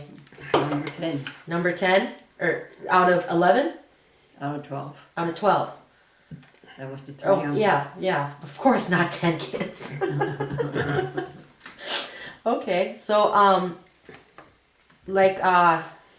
how many? What was the age spectrum like? Being that you were almost the youngest. When you were born, how old was your oldest sibling at that point? Maggie, I guess she was about 12. 12? Okay, so it wasn't a huge span. Like, Almost every 2 years, something like that. okay. So, what were your siblings like? You don't have to tell me their birth dates or anything, but like Maggie and then like what was the order? It was Maggie, Mary, and Ann, and then Tony. Oh, Joe was the oldest. My brother Joe. Okay. And then Maggie, and then Tony, and then was another one, Margaret, she died. And then was Ann, then Katie, and Molly, and me, and John, and Mike. Oh, okay, so John would have been. So it would have been 11 one. It would have been 14 kids if they would have made it. Two or. There was just 12. Oh, 12. Okay. I'm sorry. Okay. And then what were some of the chores that you had growing up? Oh, I had a milk. We started milking at 10 when I was 10 years old. Got up and we had to walk 1.5 miles to school. Did you go to the same country school that was the one that was Tony went to. I know it's the one that Dad went to. It's at the same building that you and Grandpa, you kids went to. Yeah. And he was the driver in winter months, and there were another guys or 2 guys with horses and buggy, and they were going to get out of the schoolyard right away, and he he missed the gate and went against the post, and the buggy, the wheels went way, the horses took off. oh no! He got such a big licking when he come home. But Who was that? your uncle, your grandpa. Oh really? Oh, Grandpa. Yeah. Yeah. So I was usually outside, always outside. always outside. Even when we were married, I was always outside in the field. Yeah, yeah. Preferred that than to trying to kill chickens all day for. Well, I had to do that too, get that ready. Well, the girls got bigger, then they helped, and then they cooked it. I was out swatting sometimes, cut hay. But if you could choose between the two, you preferred being outside then. Okay. Do you have any like an early experience of being pretty young that kind of stands out, or a story that kind of stands out in your memory? Not really. Not really. Well, I was on to run away with horses. And that made me so scared of horses. I hate horses. But that's how it went. So you weren't one to go break horses with Eddie? So, or what is your full name? Do you have a middle name, or is your Tilly short for Till? What's Tilly short for? My name's Ottilia. How do you spell that? Ottilia. Okay. But I changed everything to Tilly. Okay. It's the same religion. Not too long. No, keep going. It's not too long ago. You got a letter from the hospital. I'll tell you that. Why the hell are those in that? I'll tell you. Do you have a middle name or just? No middle name. So middle naming, was that just something that just kind of progressed? Because now it's common. Now everybody has a middle name. And 2 names. Yeah. So how did that tradition start up? None Was none of our kids, I mean, my sister and brothers had middle names. Grandpa did. Jacob. What is he? Yeah. John Chico? Anton. No, or Grandpa Anton Jacob. Oh. Yeah. Anton Jacob Krumm. I think. Maybe I should double check that. I don't know. You mean Tony? Yeah. Oh, I never heard of it. Maybe I'm wrong. Maybe I dreamt it up. Or maybe he told me that and I believed him. Oh, I wouldn't know. I don't know. Well, now I She better. would, probably. No, I didn't. Well, now I better check out, find out. Okay, so were you the farm that you grew up on? That was Grandpa John's homestead. Your Grandpa John Krumm's homestead. So, did your dad? I'm trying to remember names here. Is your dad John? Okay, my dad's grandpa's John. I interviewed Dad last night, so now I got all the generations mixed up. And okay, so your dad homesteaded that, Yeah. right? Okay, and so, but did he homestead it or did he buy it or? No. When they come from Germany or wherever they come from, and then if they did come and they get some land, if they'd be on there for a year or 2, and then it was their land. Okay. So that's really homesteading. Right, Yeah. right. So, do you know what year that approximately that would have been? I can't remember that. And then he got married. See that my mom, when she was 15 years old, would take my coos from Lytton, from Strasbourg. That time you could, if you want help, have somebody come over, they had to pay their way. And then she come. She was 15 years old. All she brought was her trunk with her clothes in. That was she was the nanny for my coos. Yeah. Yeah, that's Nanny, his. Nanny and the hard man. That's Scott's great grandpa. Great, yeah. That was my mother-in-law Betty Coos told me that she said my great grandma was the nanny for her grandparents or something like that when they all came over together. Yeah. And so I knew it, but I didn't know exactly which individuals it was. But Yeah. so that's how. What was your mom's maiden name? Windenbach. Okay. Yeah. I think okay. And then she met John. She met my dad. And they got married. And then they moved on to build a house. He built a house and everything. Did he build the house that's still there? Is that the house? Mm-hmm. Wow. Did it ever get added on to, or is that Yeah. First of all, it was just where the one side door. There was just a little deal. Then like they built the living room and stuff on, and okay? And then the upstairs, like, so they built on 2 Yeah. floors. yeah. Wow. Okay. In the basement, that it was never cemented, and that was just A dirt floor. oh no, that was scary. Oh yeah, we lived on that farm for a while, and Stan used to tell me that Santa Claus lived down there, but he was a monster. So I was scared of not only Santa Claus in that basement, but the monster too. Yeah, the Belsenigge. Yeah, he You would ever have. hear about the Belsenigge? No, but I think that's I've probably. heard about it. Yeah, Chains okay. and Yeah. Yeah, I get a kick out of son-in-laws. Most of them never heard about Belsenigge. You know, and that Sean Keller especially, he gets, when Christmas comes, he gets so excited with that Belsenigge, you know. He What's wants the- to know more about the Belsenigge, you know.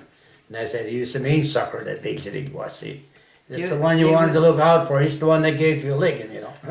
Well, what's the story behind that? Or The big thief did come, and then took one of the kids and put a chain around it, and they had them open wells. Oh. Let him down till the water touched the water, and then that was scarier. They put him in Can you imagine? Is that like a boogeyman story? That it's kind not a of no. boogeyman That's no. That's the real. Boogeyman is boogeyman, just a boogeyman story, Yeah. right? Yeah. Or the gouge, or they call that little black guy always said the gouge or whatever. No, remember? Oh yeah. Whatever. Anyway, yeah, that was when Santa Claus come, and then was angel, and the Santa Claus come in first. Christkind. And Bill Snigger, he come in last, He was outside and rattling the chain and stuff like that to get him really nervous inside. I mean, there was not to be nice Christmases. Oh, we were all so scared. Everybody, I mean, we were sitting in the corner or sitting on the Fuchs's leg where, we were well behaved. That's why my aunts and uncles do that.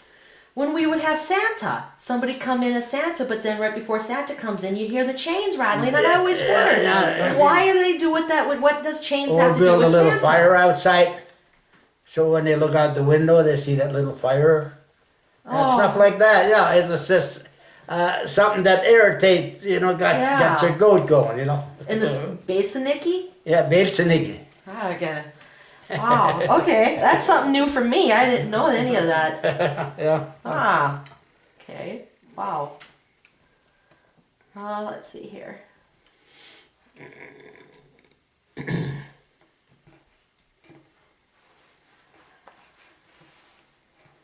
You answered so many of my questions already, Kelly. I don't have too many to go after here. Well, we were both from the same site, so it must be the Silvering and the Krumm. We talked about that a lot already. Yeah, you. Well, oh, sorry. Who was more strict out of your mom and dad? Which one was more strict? Now, my dad didn't hit me, us or none, but he was, if we'd say, well, can we go to town tonight? And he'd look up and he just looked at us, we knew. He would ask no more. Just the look. That's all Just it the took. look, that's all what it took. Was he a quiet man? He was quiet. He had that tough look about him. Yeah. That's why that, right? Yeah, I saw pictures of him. He's a big guy, Yeah, right? oh, yeah. But, Did you ever, were you kids ever like mischief makers or play tricks on each other or a lot of times. do you have, does anything, can you remember anything? No, not, because one day I was supposed to do something, I didn't want to do it, and the girls had them nylons, they couldn't get them, whatever. And they washed them, laid me on the bed, and when they were out, I made a hole in there and I pulled the string out. Oh, they're telling it only good. Were you young or? Yeah, I was young and or when they died Easter eggs, and then Grandma didn't want us kids to, and we had to stay out, and they died. The eggs and they on the floor to die and tread dry, and I want to get in, and no, you can't get in. And meanwhile, she started running and opened the door, ran over them eggs.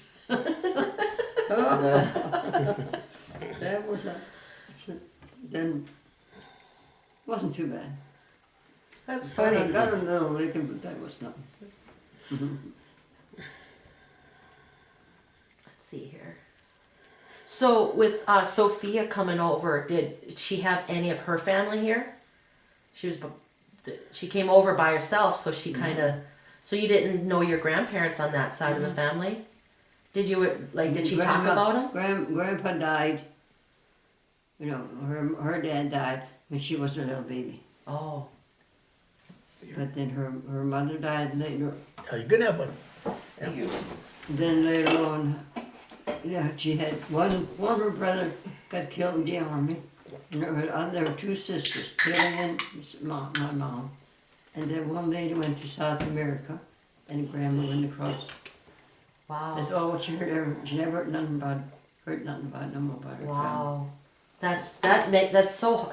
You have to be so tough to. She was tough. To walk away to leave them in those days and know that if you saw them again, it would be almost a miracle. Yeah, but That was mean when they were over there, you know, that's, the way she talked about it sometimes, it was scary.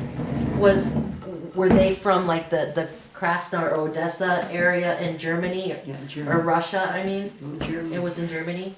So was she from the same area of where a lot of people from Strasbourg came from when the ones that settled? Because that Aunt Helen, Aunt Joe's wife, did come over too. She had a little girl, remember? Joe Krumm, and then, Oh, you know, she come. okay. So she knew when she was coming over here that she was gonna find people that were kind of from her area. And then Aunt Helen, yeah. But Grandma didn't have nobody. Okay, wow. So she wasn't like the Germans from Russia area?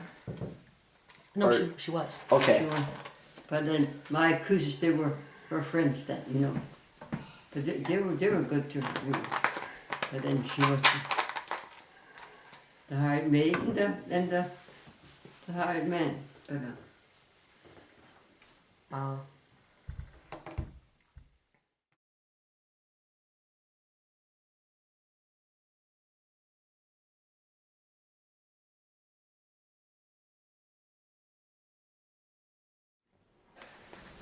Okay, so Zita, what is your full name? Zita Marie Kwashnik, Krumm Kwashnik, And what order of the kids are you? number 6 of the 10. So it's Verge. In between the two Hoodlum brothers, John and Tim. Oh gosh.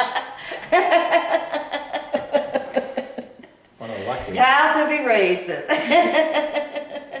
Well, what kind of chores did you have since you had a brother on each side of you? None. And then actually, at that time, None. when I was old enough, Mom was already working, so I actually helped raise the youngest siblings and the meal preparation and milking. Grandma's already at the nursing home? Yeah. Already? Oh, I didn't know. I thought she only started that when Stan was. Oh, so she started already. Well, when and we started our chores, our responsibilities Yeah. quite young too. Oh, yeah. But But I cleaning didn't- the house and the meals and milking was my big thing with the siblings, yeah. Okay. What about you, Tim? What's your full name? Timothy Anton Krumm. Okay. That's it. Do you guys know anything about how you got your middle names or anything like that? Is there a story behind your names? Well, mine from my dad, Tony Krumm. And I don't know how you got yours.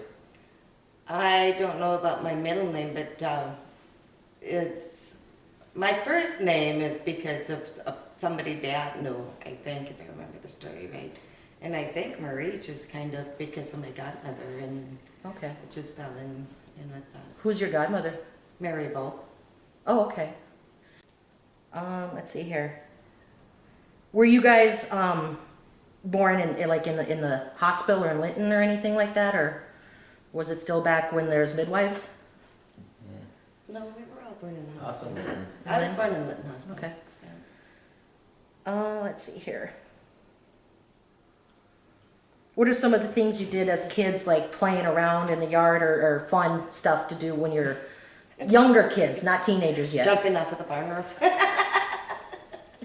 We used to do a lot of Annie Over, And, yeah. the summer kitchen. So, over there. oh, that was my favorite. Yeah. Annie over and Annie Over, yeah. softball. We used to do a lot of that. Fox and Goose in the winter time. Yeah. Otherwise, we would Play make mud days, and make that. our mud toys. Throw hard, dry mud balls at each other. Any pranks or anything you guys did to each other? Maybe No. Easter No, with there was- Lila? No, there was none of that.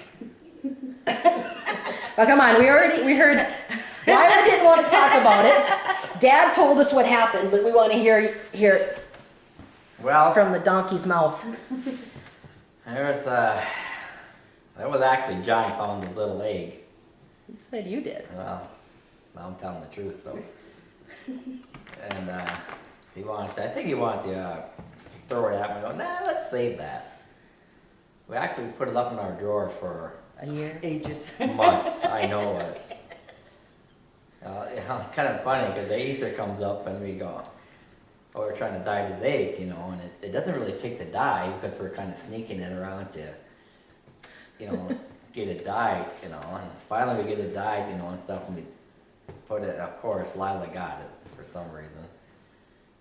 And I know we were supposed to go out that morning and do chores and stuff, and everybody was kind of finding their basket, you know. So well, we had to go out, you know, and we come back in, and she, well, you know, we knew she had a basket at this point, you know. So it's kind of, and she never grabbed that one egg, you know. So it's kind of like, well, how about that egg? Can I have that egg? No, you can't have that. And then she takes it to them. And Mom, look what the boy did. Did you know about that when that was going on? Yeah. Well, I saw it in the drawer. I found it in the drawer, and then they threatened me if I told anybody. But You're just happy you didn't end up with I it? just had to keep my mouth shut. Hey, yeah, easy for a girl. Yeah, right. No, what they always did was busted our dolls out and ripped the legs off and the arms off and shaved the doll's hair. Just gave them haircuts, that's it. And they cried. Yeah, we did a lot of good, had a lot of good fun, you know. It's Yeah. like, we had, you know, sheep, bunk lambs all the time, you know, because some others couldn't take care of all of them, you know, and had a few of them, and we'd always let them, we'd do milking, you know, then there'd be one that would come up there and nurse on the cow, you know. Mom and Dad didn't appreciate that a whole lot, you know. Yeah, it was, had a lot of fun when we were younger. We had a lot of fun working hard too. When we Yeah. worked hard, we hauling those rocks. I mean, but we had fun when we did that as well. How about when you and Lila drove over the tractors? We did what? When we were putting Aunt Ma and Dad were in Michigan, That was John and I. John was on the front tractor.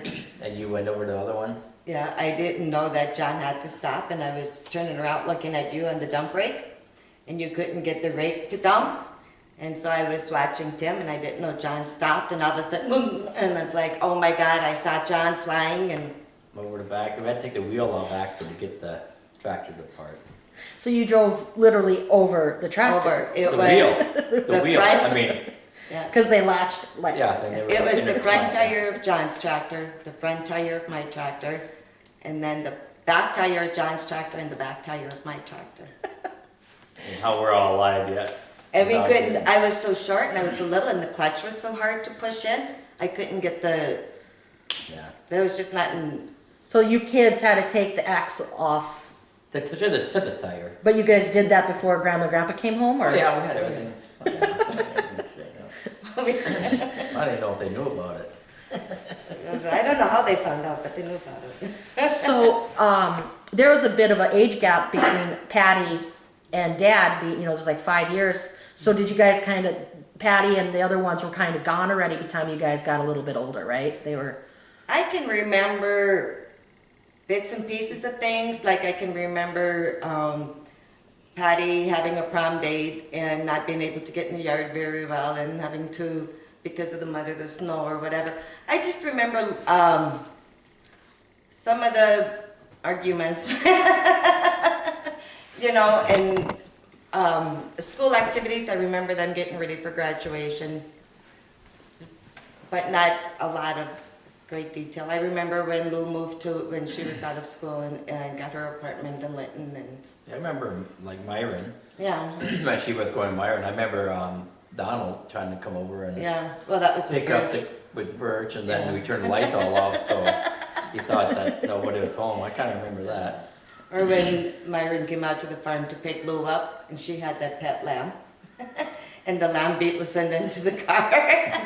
oh, really? Yeah, Myron didn't appreciate that. Oh, that sounds cute. So Verge, though, she was, she went to go stay with Lean Eugenia when she was young, right? Or like a teenager. Right. Yeah, I think she did. I mean, She took care of the kids over there a lot, I think. Stayed with the kids while they did the field work, I think, or something, right? yeah, I don't know. So there's, well, there's 10 years between Verge and my dad, so there's at least 10 to 12 years between Verge and you guys, right? Yeah. Yeah, okay. Let's see here. And then I think there's 8 years between Stan and I. The youngest was Stan, yeah. There's like from Dad, you guys. Isn't there like 2 years between almost all of you guys? Like aren't you guys About a almost year and a all? half. Year and a half to 2 years. Yeah, John's 3 years older than I am, and So what were personalities like as kids? Was somebody like kind of the bossy one or the dominant one out of you kids that were? It just Or- depended on the given day. Okay. yeah. It really wasn't. Some days John and I got along really good, and some days we didn't, and then the next time Tim and I did, and Well, I guess overall we all got along well. I mean, for the most of course, between John and I, since he was 3 years older, I let him get by with a lot more stuff. You know. you let him get by. Was he ever like bossy though, or? Oh, sure, all the time. Yeah, like you go He do still this is. work and I'll go do this work and. kids Well, will- It was always, come on, let's go. that's it. It was always, let's go do this. It's not that he excluded himself, except for milking, but otherwise it was always, come on, let's go. Yeah, it's like, yeah, let's go do this. And so was he like that with you guys at all? Like was anybody like that where somebody was the boss or the one saying you do this work, I'll do this work, or No, we anything were like pretty that? much raised that we needed to get to work done. It was And, always and it usually it was where with John and I, when we'd go do like weird things, like build the hot rod or Rip the or, machinery over. or whatever. It's kind of like, well, let's go do this. It's kind of like he couldn't do it himself. So it was a good Yeah. team. We Good. just always did everything together, basically. Yeah, we did. I mean, a lot. We did. It was kind of. Okay, cool. So when you guys got to be more teenagers and stuff, what was like some of the social things? Like did you go to was there a teen center or something in town, or movie theaters, or bowling? What were some of the things you Teen did? dances in the teen center for us, for myself. The Beagler Teen Center, yeah. That was in Strasburg. That was the big thing, was the teen center. And of Teen course, dances. the Ponderosa. Oh, Roller skating at Westfield. At Westfield? Not Harriet. It was Westfield. Oh, yeah. Westfield. Where in Westfield? Skating ring. Yeah. Westfield had one. Every Wednesday night. Every Wednesday night. Of course, Wednesday was CCD night too, but Yeah, there were some good times. buy the cars. Well, oh my goodness, we would pack those cars full of kids. So we'd stick out. So who was the driver out of you guys? Who was the? Either John, well, and then I was dating Ron so young, but John and Ron pretty much. Did Ron, did he go there quite a few times? With that little red Maverick, we used to have 8 people in that little red Maverick. He used to play crack the whip, and a couple of guys coming through the windows. Yeah. And, Oh my gosh. yeah, they had some, maybe like 2x2 windows. Smashed through them, and finally just boarded them up. Gave up. Yeah, we had some good times there. So where'd you guys go for partying and stuff? Did you guys travel? Like, No, we really didn't party any. yeah. No, seriously. You gotta remember, I already interviewed half of your siblings, so. The grain Rice bins. Lake, the grain bins. Which grain bins? Just west of town someplace. That was up by the north of Flora Bombings there.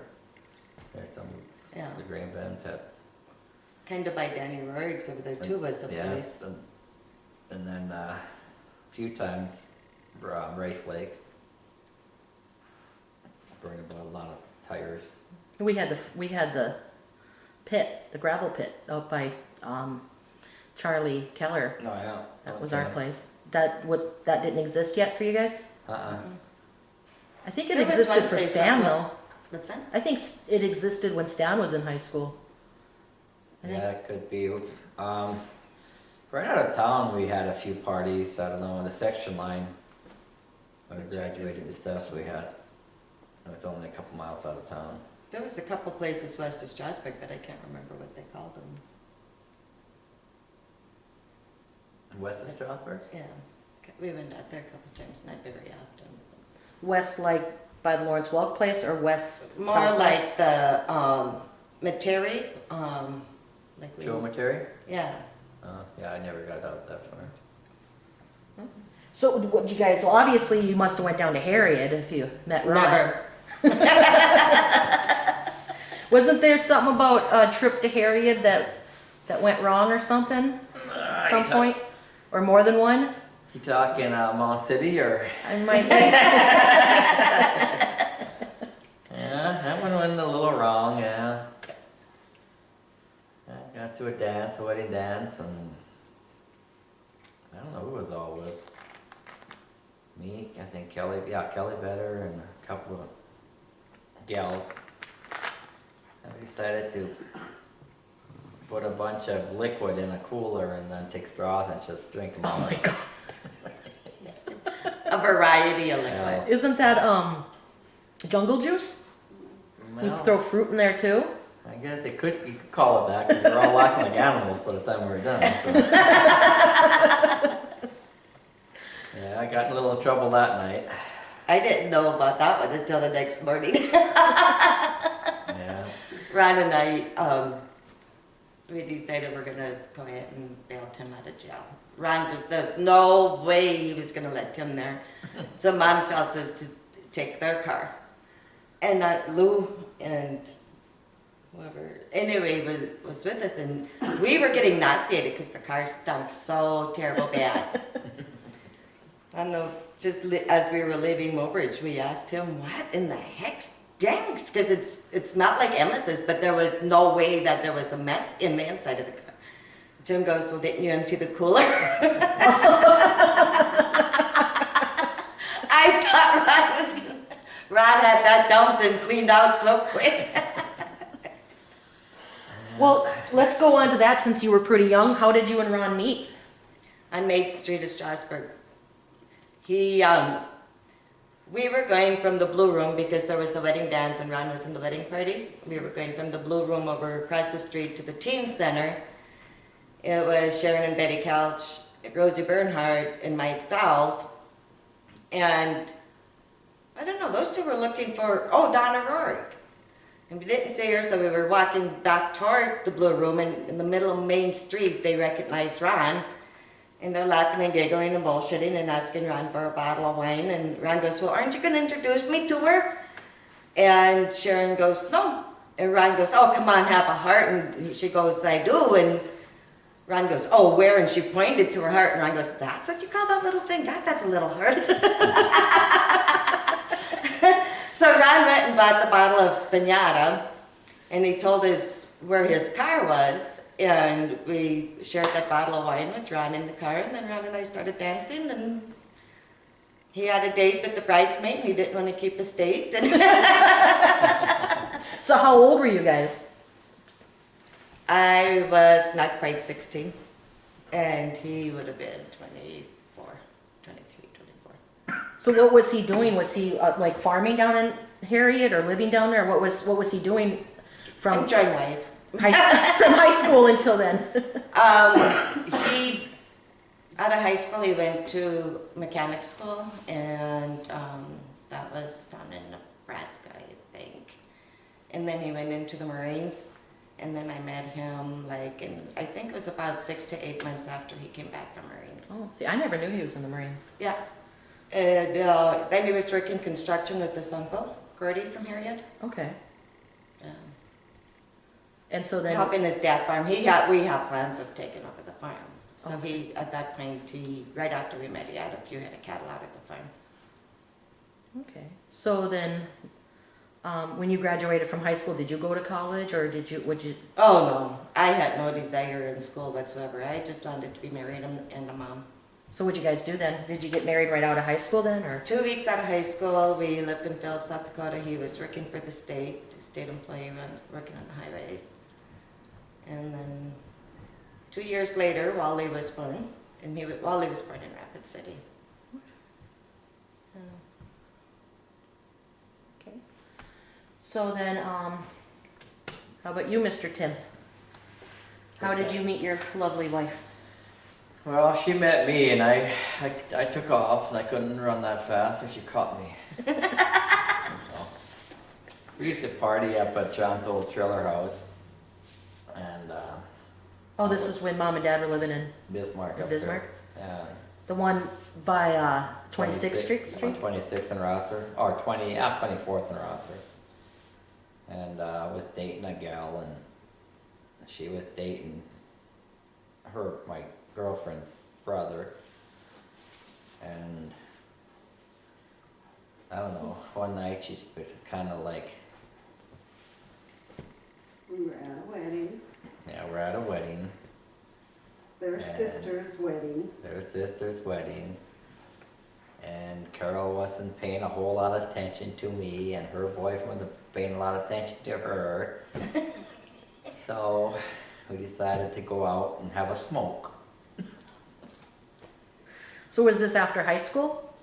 Oh yeah, yeah, I was, I was in high school. were you in high school yet? Yeah, I was 78 then. The summer of 78. So what were you living in Bismarck, or did you just come up to visit, or No, I was living in Bismarck at that time, what were you doing?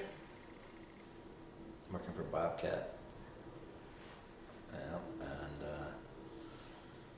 yeah, kind of then she got in a little argument that night with the other girls, and she walked home, and I went after her, and yes, it's history. Oh, that's a good story. Yeah. So you guys were married for a while before the kids came along, huh? Oh yeah, 9 months.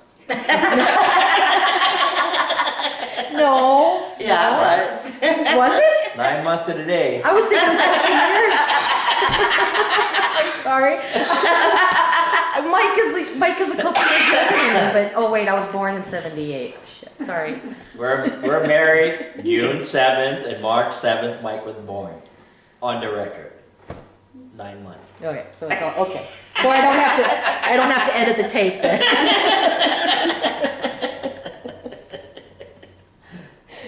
Well, okay. Well, I just said no till I was married. yeah, I'm sure that was. Let's see here. So, your kids, what did you name your kids, and where'd you get their names from, or how'd you decide on their names? Our oldest one is Walter Anton, after both of his grandpas. And he was supposed to be Joshua Lee.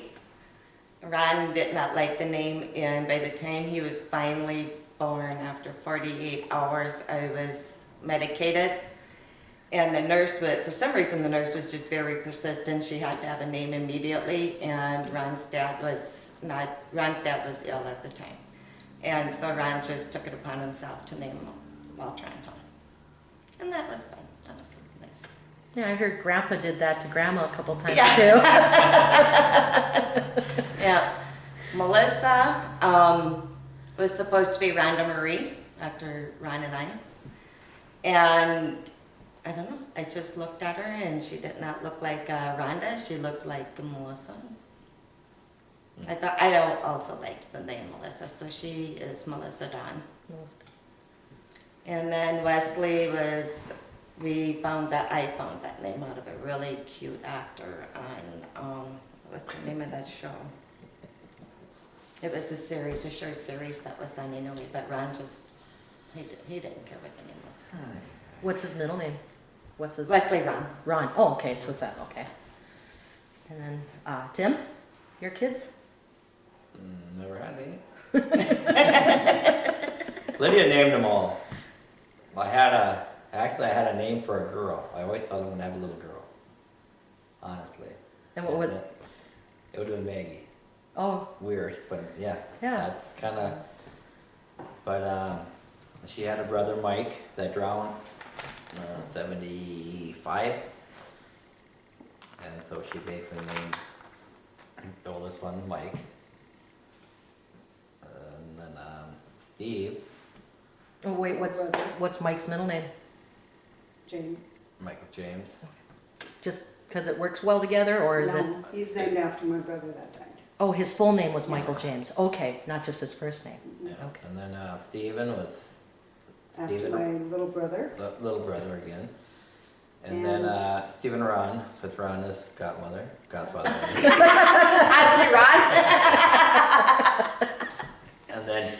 And then Timmy, I don't know why she wanted the name of Timmy, and I said, well, I was kind of disagreeing on it, and I go, okay, but they're going to call him Junior, not Timmy. Now it's going to be Junior. Then when he ended up in school, you can't call him Junior. It's got to be his name, Oh, you know. So then it was Timmy. Well, actually with Timmy is, we hadn't really decided on a name, and Tim was gone a lot, and we just weren't sure, you know, what we're gonna name him. And then they just kept pestering, and I couldn't get a hold of Tim because he was working. I said, I have to have a name. And she said, I'll be back in 2 hours and I need a name. So I was like, well, that's it. wow, in the 80s, they were really adamant that kids got their names, huh? Yeah, and it's so weird because like nowadays they do the birth certificate right away, but they didn't even do the birth certificate and stuff that quick. We always had to go later to the courthouse to get them. Well, you know, even with Timmy, it was different because we had to go to the bank and get the money, sign a piece of paper that we would go to the bank and get the money for the insurance deductible before they would release him from the hospital. Oh my God. I mean, that's how strict that they had gotten. Wow. I mean, it was just weird. No, so he's Timothy Anton Jr. Yeah. So, Named after his father. Yeah. Let's see here.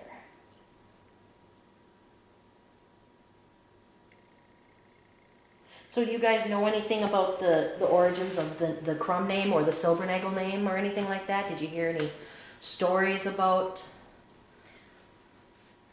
Not really. I mean, I can remember them talking about it, but I was young enough that I never paid much attention to it or anything. Did Grandpa ever tell stories about anything, or any of your grandparents tell stories about them coming over from Russia. Russia, or? Dad did. Yeah, Dad was good at telling. Yeah, Dad gave us, history when, they're two when we were younger. Grandma, there was such an age difference between us that, because Grandma was in the nursing home by the time I got married already. Which grandma? Krumm? Grandma Krumm. What about Grandpa Krumm? Your Grandpa Krumm?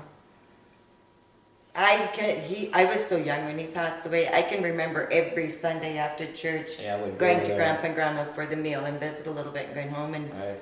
that's pretty much all I remember about Grandpa. Coming out to the farm once in a while. Yeah, I remember when he passed away. Yeah, I remember when he passed away. You know, I was pretty young. My grandpa, on the Silbernagel side, he passed away when I was born. Oh. So he was only, 54? Well, or was my pregnant with Lila. But I remember one situation of coming up to Bismarck and visited them, and Grandpa sat on the floor and was playing with little cars with me. But that's all I. And you're talking about Grandma's dad, Felix? Yeah. Yeah. And then Grandma Silbernagel, you remember coming up maybe for Christmas or whatever, and then she married Grandpa Brown. I remember the wedding. Yeah, I'll never forget that wedding. But yeah. Is there a story behind that? Well, that's when I had that pickup accident. Was my responsibility to stay home and milk. And Kenny and Donna wanted me to sneak out and go to the team dance so bad. And I didn't want to go. I was honestly going to be a good girl that night and not go. So I told the boys that they can go ahead and get the cars into the barn, and I would run over and tell them, extremely inexperienced driver, extremely inexperienced. And on the way back, and nobody believes me, but honest to God, seriously, there was a cow on the road, and I tried to miss the cow, and instead I hit the great big ditch and totaled out the vehicle. And this was driving from the old farm to Leroy, or Lee Eugenia's? Yeah, Well, you're coming back, weren't you? I was coming back. Yeah, there was no car on the road.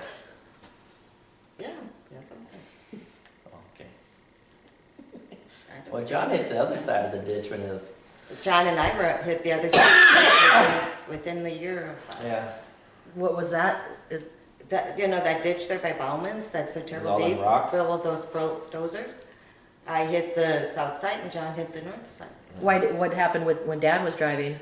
The U-joint went out on the car and he lost control. We were on ice on the way to a basketball game. We were gonna go to Napoleon to a basketball game. Wow. I think he had a little wreck on the top of the hill that time too. I was going over to Grosses. Didn't they hit that little car you have? Yeah, I remember something about it, but I Yeah, don't going know to really be detail. Carol Gross or something. I don't know. Well, We were at Napoleon, and they came to Napoleon. And I'm not sure, Is that when why we had they that big came. camp out over there? I can't remember what the deal was, but anyway, they came to Napoleon, we went into town, went to the bar, and that's the first time we actually met him at the bar. And that's the first time I ever met her, and I looked at her, and she reminded me of Loretta Lynn. Loretta Lynn was always my favorite.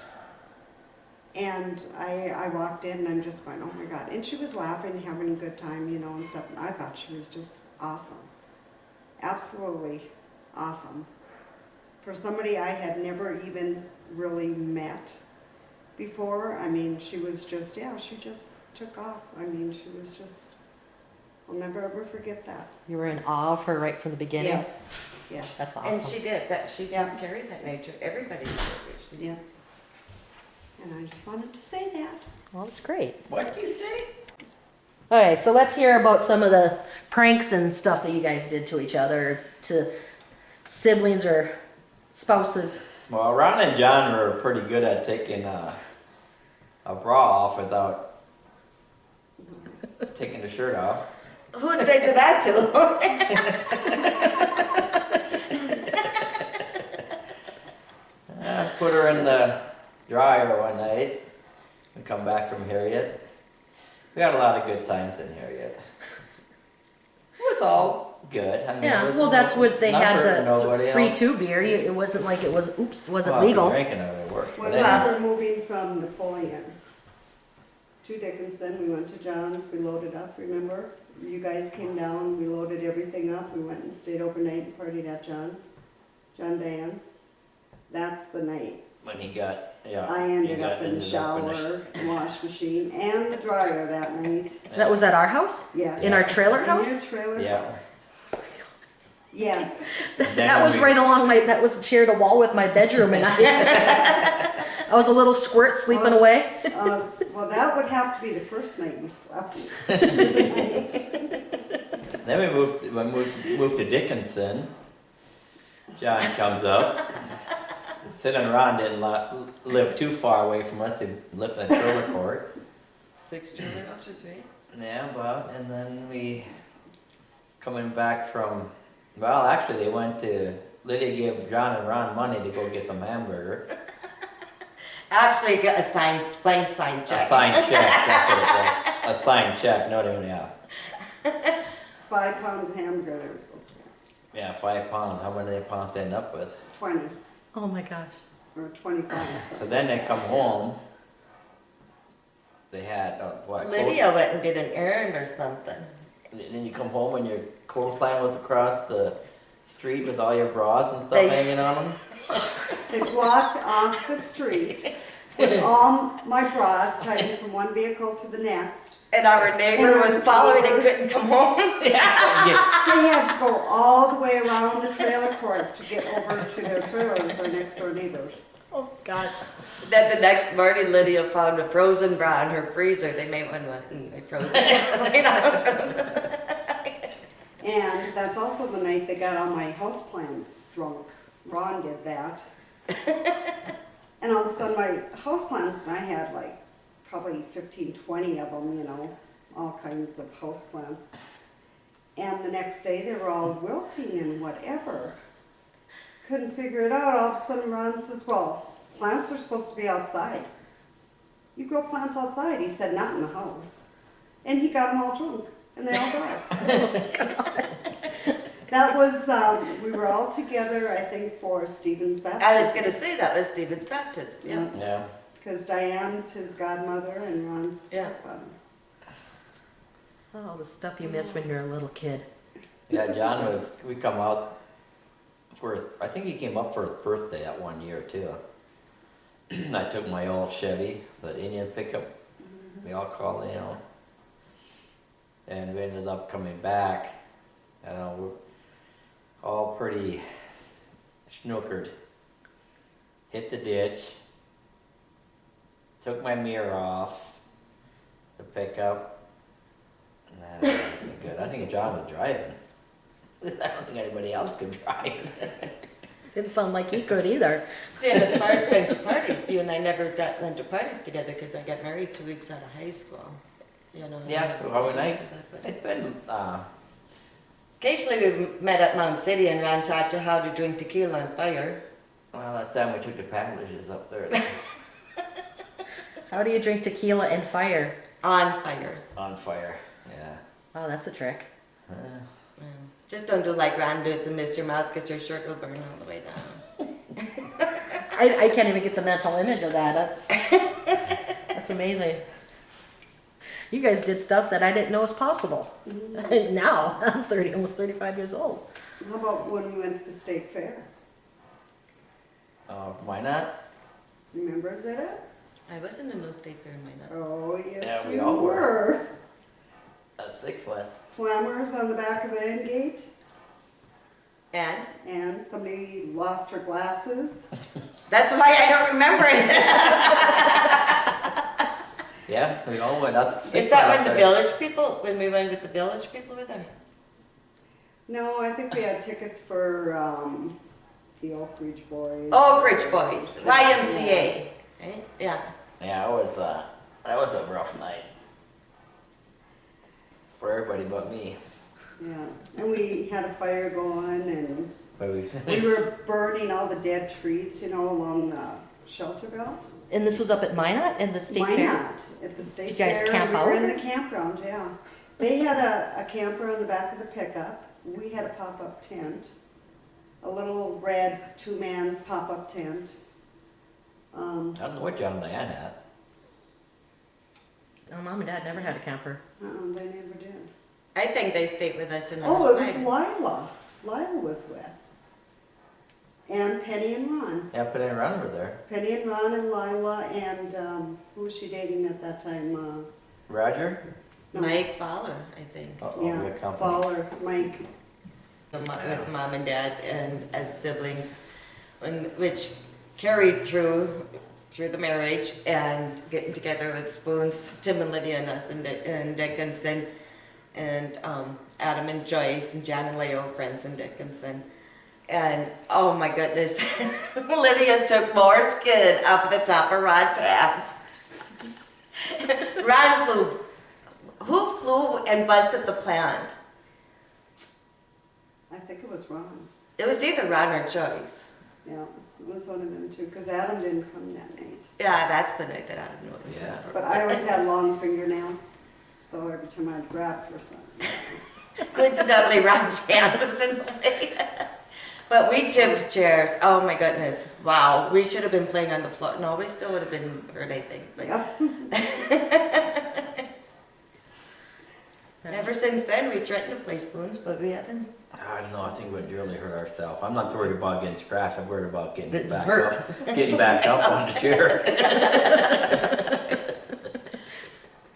Your houses are too nice now. We just have to do it out in the garage, Yeah, on the concrete floor. That's a good place to land. plastic spoons. Yeah. Okay. So, going back to growing up, did you guys attend the country school or did you guys go right into Strasbourg? I went to the first grade at the farm school, and there was myself, Pete Couch, and Dennis Holm. Us three were first graders. Okay, that was your whole grade? Yeah. And so, you didn't start school there, you started school in Strasbourg? But you went, when you were little, you wanted to go to school with, right? I heard a story, With, when the older ones, Dad and Zid and them went to the school, you wanted to go to school too, so you got to go with once in a while. yeah, I did. Yeah. Yeah. Yeah. Till I went to school, then didn't want to be there anymore. Yeah. Last they tell me, I don't remember. Something was blocked. And that's that same country school that is by David Crumm's, or the Crumbs, that section line by. Yeah. So you guys could say you went up to school uphill both ways. Pretty much. But yeah. I was going to ask too about, did you guys talking German, or that Low German that everybody spoke? Were you pretty fluent as kids, or still? No, I guess I understood more of it. You know, like when Dad talked about it, than anything else. Mom and Dad spoke it all the time, but we answered in English, pretty much. But as kids spoke it, Right, especially yeah. when we got mad or wanted to call names. But Yeah, I didn't speak German. But you knew what they're saying when they're saying it. yeah. What about Grandma and Grandpa? Did they do when they referred to each other, dua? Hey, dua? And you knew that was just you? for the, hey, you? yeah. Yeah. Oh yeah, there are things that they'd say, I mean, you should have knew. I mean, that's kind of the way you're growing up, you know. Yeah. But like if they met somebody in town and start talking German, you could basically understand what they were saying. So you heard enough of it where you could understand what they were saying. And I heard that your grandma Sophia, she really didn't know that much English, or she didn't speak in English very much? She did, to my knowledge, she did pretty much high and by, and that's Yeah. She was pretty well all German. Okay.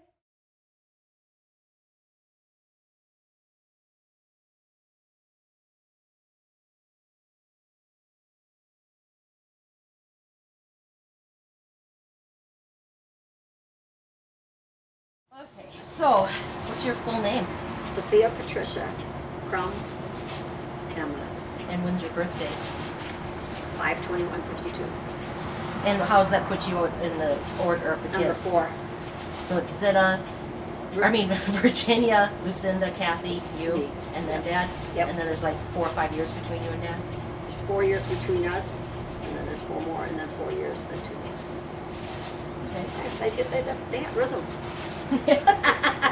Okay, so what were some of the chores that you had growing up as a little kid and then as you got older? Mainly outside. I was more, everybody did dishes or whatever, and then I did milking cows, get the cows, shovel cow shit, feed, pretty much whatever. What we just pretty much did together. I think worked out in the field, little field work. Drove tractor when I was really young. So which parent did you kind of help out more then? Were you like in the I would say Dad more, Grandpa? because I think Lucinda and I were more outside. Birch and Kathy inside, as far as the older ones. Sure.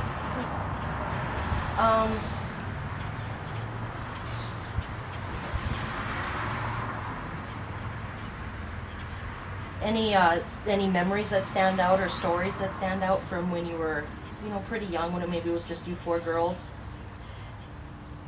Not so much. I don't remember. I'm not good at that. Just mainly working outside together, I would have to say. And then studying. When I started school, just walking back and forth to school or things like that. But when I was that young, I didn't remember that. I don't remember that much. I heard you and Dad had a lot of. You guys like to fight a lot. I don't think we fought a lot. See, I don't remember that. I would have been when we were older. I think if he did something that I felt he shouldn't have, but I don't think it's as often. I think there were a few incidents, and I don't think we fought. I think I just beat him. It was it was kind of a one-way thing because I was so much older and I was strong because I was outside all the time. But I don't think it. I mean, we just kind of make it bigger than what it was. But yeah, Ma said I don't think we fought when I was younger. It's probably bicker back and forth more because I don't ever remember us being. But argue or not that I remember that much, but Could be. Possible. I know I was really really quiet and shy. Really? Oh yeah, Mom would put and that's I don't remember either, but she would say, she said it the other night, she would put me on a chair and I would stay there until she told me to get up. At somebody else's house or at home, because I was very shy, very. Even in college yet I was. Oh, really? To the point where it was bad. But I got over it. Do you, were there any like special toys or anything as your part of your childhood, an item or clothing or toy that you remember that kind of stands Clothing. out? I wore clothes forever and I still do. I had a sweater that was Indian design. And I remember wearing that. There were holes in the elbows, and I still remember wearing that. I don't know what ever happened to it, but yes, I get very. I don't let go of stuff very easy. That's cool. That's cool. I kind of like that too. Let's see here. What was school like for you? Because you started out with the country school, right? I went there 7 years. It was good. The first I remember first grade, could have been second, but first in particular, I was very competitive with Ray Newsma. Like with learning the alphabet, I had to make sure that I learned it first. And I did real good in school. After the third grade or something, I didn't do as well. I'm not sure why or whatever. And once I got to high school, I did really bad because the change, and it was hard because I was so shy. Oh, okay. But later on, I should have studied harder, but Well, when you went into town, did you go to the St. Ben's and Central, or did I you went go to the public school. Public? Okay. I went to till about, I think my junior, senior year, I went to Catholic school because Patty Keller transferred up there, so I wanted to know where she did. So you started at public and finished at Yeah. Catholic? Okay. Yeah. Oh, okay. That's probably why I never saw your senior picture in the halls. Probably, yeah. Okay, let's see here. Did you participate in any activities or sports or anything like that in school? Did any of the other kids while you were in school? Kathy, like brothers, sisters? Kathy a little bit of basketball, but they didn't really have a girls' team or anything then yet. But she played. I know one time they had a game. I think it was just kind of a scrimmage thing or whatever. She did really good, but there was never a team or anything back then, and there wasn't track or anything like that. So did you girls have to kind of pick up the slack when, I guess, you were pretty much almost done with school by the time the boys got to be high schoolers? I was just wondering if the boys did sports and like Dad and Tim were out for sports, if the girls had to pick up the slack on the farm. They weren't in sports while I was. They were too young yet, Right. yeah. Because I think your dad was well, we're 4 years apart, so he probably graduated from 8th grade when I graduated from high school. Right. I should have asked I don't think Lila. us older ones, none of us were in none of us were older were in sports. They didn't really have much options for you to do anything back then, right? No, I don't think there was anything. And like Birch and Kathy, they all pretty much moved out of the house when they were sophomores, I think. Oh, Because yeah. Birch went and worked for New Virginia, and Lucinda moved into town and worked, and I think Kathy pretty much did the same thing. Kathy might have stayed around a little bit closer to the end, I don't know. Okay. But I stayed till I graduated. Any like social like fads or anything that you remember that was like? I have never been one for fads. A bunch of us hung, like Sue Vetch and Patty Keller and I hung around together. And Kathy and I, a lot of us had the same friends. We hung like Linda Weigel and Betty and Patty and Sue and me and I can't think of her name now. Flo Scheer and her sister. I can't even think of her name now. But yeah, I don't think there were really any fads back then. You know, we just all.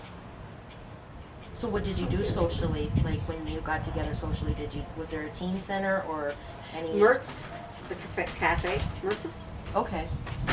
There's a little cafe. She had a pool table, and you went in there. And that's where everybody hung out, pretty much. Okay. Yeah. Okay. So, any nicknames or anything like that? From your dad, Papoose Schnauzer. Papoose was, I'm not. Indian, baby Indian. I'm not sure exactly where he got that, but Schnauzer, there was a show on TV, and Schnauzer, I think, was one of the guys' names or whatever. So I'm not sure he put that together, but that was my nickname from your dad, Papoose Schnauzer. And how old were you guys when you thought that? Pretty one up? young. Pretty young. Yeah. He's a nickname guy, isn't he? I guess, Wasn't there yeah. a story about him with a babysitter or somebody that they went to go visit, and he was that German, or nobody knows what language it was in, or it was his baby talk. Maybe Sophia. Well, he was saying it Meyer? to somebody else, and Oh yeah. Oh God. I don't know if I want to say this. you can say it. Augie fuck who's? Yes, yes, and nobody think- really I knew think- exactly what it meant, or Yeah, I think it was Sophia. which would have Meyer? been what Grandpa's sisters. No, that was Ben Meyer's daughter, girl, the one that was a nun. Oh, a cousin. It would have been his cousin. Yeah, because I think, and I don't remember. I vaguely, but and I probably remember it just because I heard it. I think it was her. Yeah, I just remember a story or something, but it was always the grown-ups telling a story without the kids shouldn't really be standing there. So the whole details. Yeah, and I don't. Yeah, and he must have been so little. There's no way that was intended to be. It just sounds like a naughty Right. word, but it's probably Right. just him making Because, something yeah. up. Thinking it was funny, like now, he's 57 years old and he still does that. Makes up something and he says it and he thinks he's hilarious, so. So, let's see here.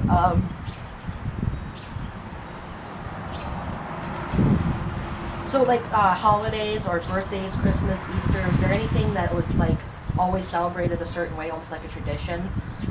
Christmas and Easter were the most. But like it was, like it wasn't it always a rosary done or In Lent, I think in Lent, pretty much every night we said the rosary and stuff, and then you always went to Good Friday service, and you always went to Easter, all the all the masses and stuff, and Christmas too, yeah. And you always went to confession and everything. but it was something that was practiced in the house like that is something that's not done nowadays. Like Saying the rosary, right. and praying, saying your good night prayers, and Mom and Dad pray religiously like they do, still do. Right. Yeah. And you guys had Easter baskets and Yeah. Christmas presents and any Easter, we pretty much made our own Easter baskets with whatever, pot and pan or whatever, and they always they were hidden, and we had to find them. And Christmas, we'd get a toy. I remember dolls, would be the main toy, and of course the tin kits. They never lasted. I'm not sure what happened to them, but they never lasted, of course. But let's see here.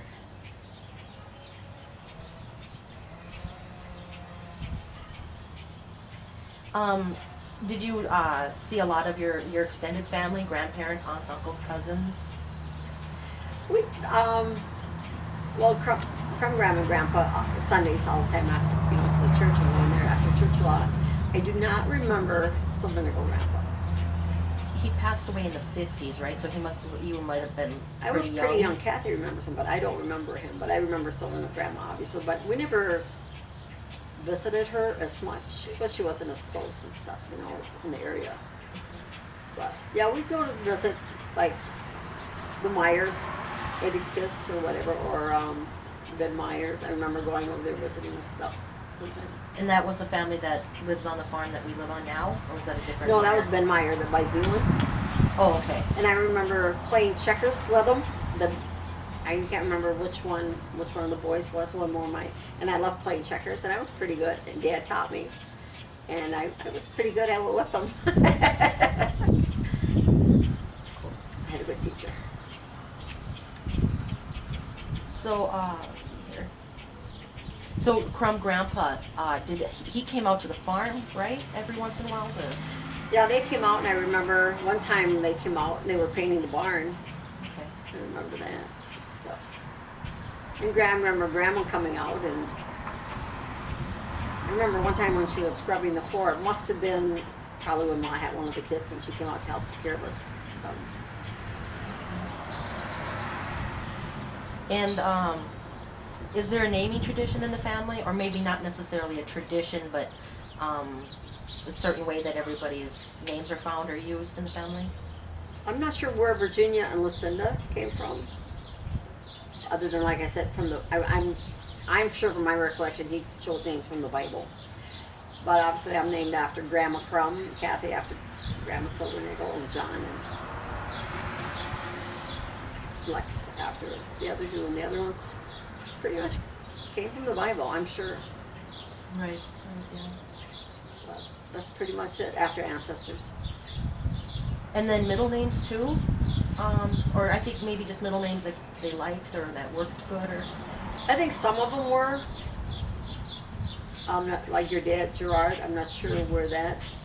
I think Grandma said that that's from his saint, like his saint, Saint Gerard. She prayed to him for. Probably, and like my Patricia. No, I'm not sure where the middle names. I'm not sure. Okay, that's.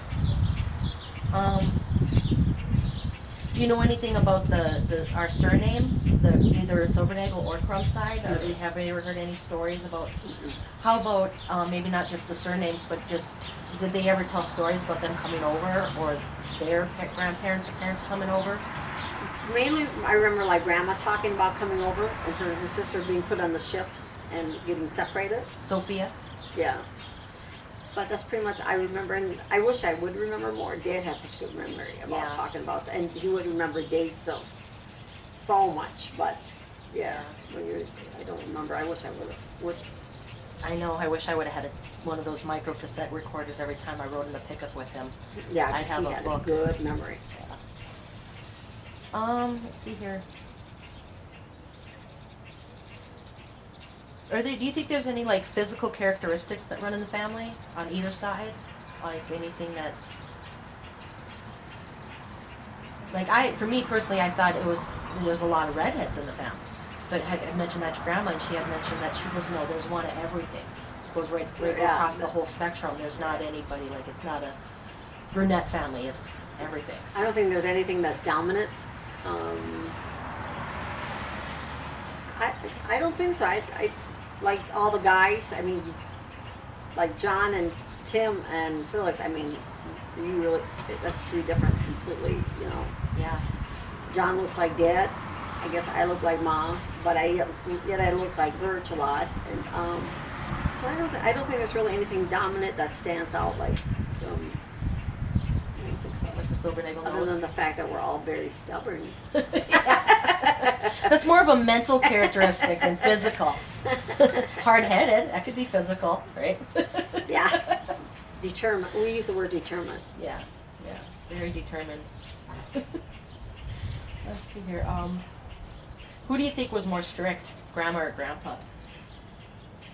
I would definitely have to say Grandpa. And how was his like discipline? Was he a quiet? Where some men can be quiet and just give you a look, and you're like, oh no, or His vocabulary pretty much spoke volumes. Yeah. in either language. Pretty much English. Yeah, I don't think they.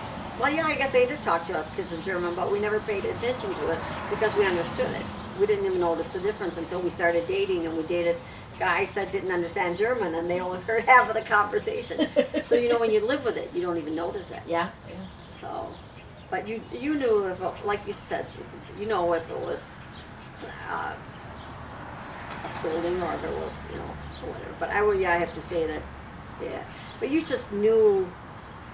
It really wasn't even. You just knew you had to respect your parents and your elders, and that it was. I don't know if they even really had to say it much. You just, it was a social thing Right. in the whole area. You just did it. Were there anything that kind of stood out that with you, like As far as discipline, yeah, like anything that happened that you I only actually remember one incident where we weren't supposed to get together with Kelchus for whatever reason, like the time or whatever. Us kids used to walk across the prairie, okay. and Kathy was in to talk me into walking up there and telling them to come down or whatever to our place. And Ma found out, and she came after me with a ruler or something. That's the main thing that I remember as far as. Other than that, we never really got a lot of lickings or anything. You just knew better. I mean, we never said no to them. You just didn't do that. Right. But sometimes kids, sometimes kids do something like, oh crap, I'm going to get in trouble for this, and it's accidental or just a kid being a kid. Well, I guess the only thing is you knew better than to do it when they find out. Like if I ever hit John, I made sure they never found. They were never around or whatever. Yeah, You just knew better. you didn't smack them enough. I don't think I smacked him that much. Maybe 3 times. That's not nearly enough. No, some might disagree with what I just said.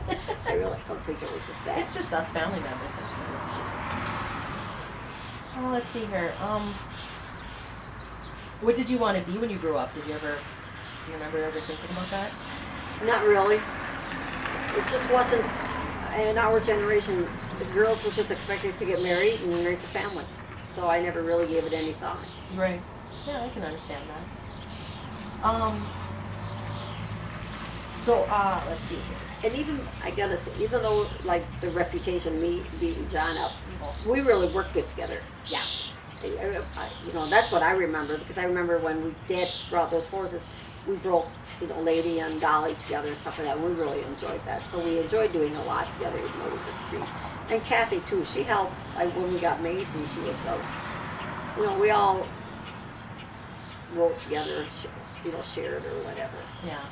Yeah, I've heard that a lot over the stories, is that it was you worked together as a family, and it was just kind of a smooth process. We did, and we had, you're gonna have some differences, but all in all, I think it worked. I think we had a good time. We play baseball together, we play a lot of cards together and stuff, so I think all in all, we got along really good.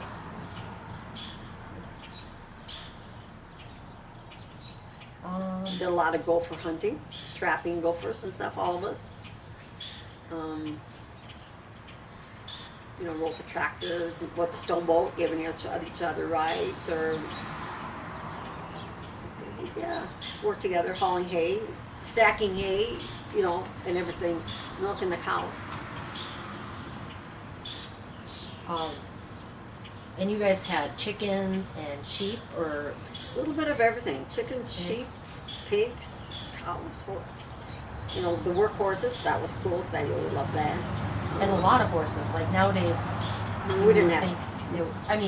back then it wasn't a lot of house horses, but now, personally, here you guys have like 10 or something like that. Oh, not Or 6. No, when I was home, we had 2 workhorses when I was younger. Oh. And then, I don't know if John, does he remember the workhorses at all?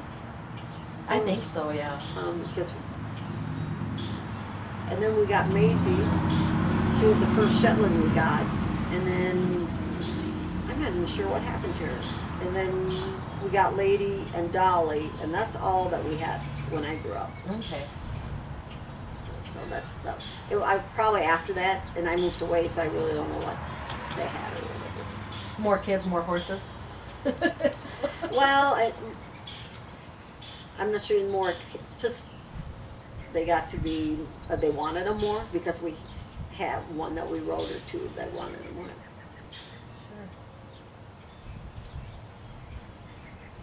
So, moving on to like high school or graduation, any stories or anything right around that time in your life when you're, getting ready to, were you going to go to college or? No, didn't plan anything. I went to Bismarck right after that. Worked here 2 months, and then I decided to go to college. I went to Wapton for a year. That was fun. And when you were in Bismarck, did you live with someone or in work, or where did you work? Just some girlfriends. I worked at McDowell's. It was like a fast food. It was fun. So you didn't say McDonald's, you said McDowell? McDowell's, yeah. Oh. It was different. A little bit different, but it was more like a Kentucky Fried Chicken. Oh, okay. They sold chicken and stuff. And you decided you wanted to, I decided I wanted to go to school. Then What'd I you- decided to go to school. and what'd you go for? Office management, which was really, office, not even management, just secretarial, If I'd have studied in high school, I'd have covered it. But it was fun. It was worth it. I paid my way through. I worked 2 part-time jobs, so. Did It they was have worth it. dorms? Yeah, I was in an all-girls dorm, which was really fun. I went to school in Washington too. It was fun. Yeah, it was fun. I loved it. I think that the experience is worth it. Well, yeah, and you didn't, your brothers and sisters didn't really have that experience yet. You were one of the first ones, right? Well, Kathy went before I did. Oh, okay. And she had a big influence. I think she pretty much talked me into it, and it was good. Okay. And then how do you meet your husband? I met Marvin through Kathy and Don. Obviously. You know, we met at in Grand Forks at first date was at a Super 8 car race. Oh, okay.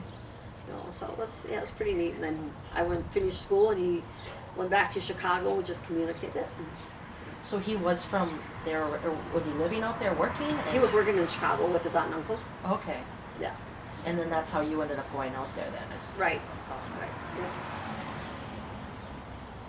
And then, let's see here. How did, where, after you were, married or you were young and married, how did social events with your siblings, I must have out on a lot because I was never around. We came home.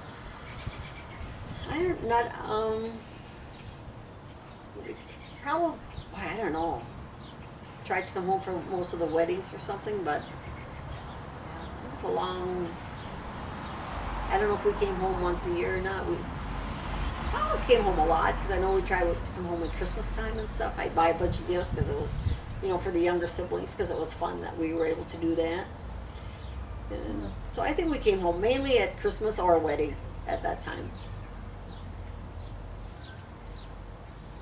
Or somebody would come out to see us. and then your kids' names? Alan was a name that Marvin picked because he liked it, and Harold is after his dad. And then Tony, I always liked, and it's after my dad because I like the tradition of the parents' names. Yeah. And Marie, I just like Tony Marie went together. And Norman is named after Norman Emineth, Richard's cousin. They were like brothers, and he got killed in Nam. Oh. So that's why I named Norman after him. And what are your kids' birth dates? Alan is May 28th, 75. Tony is October 2nd, 77. And Norman's is July 28th, 95.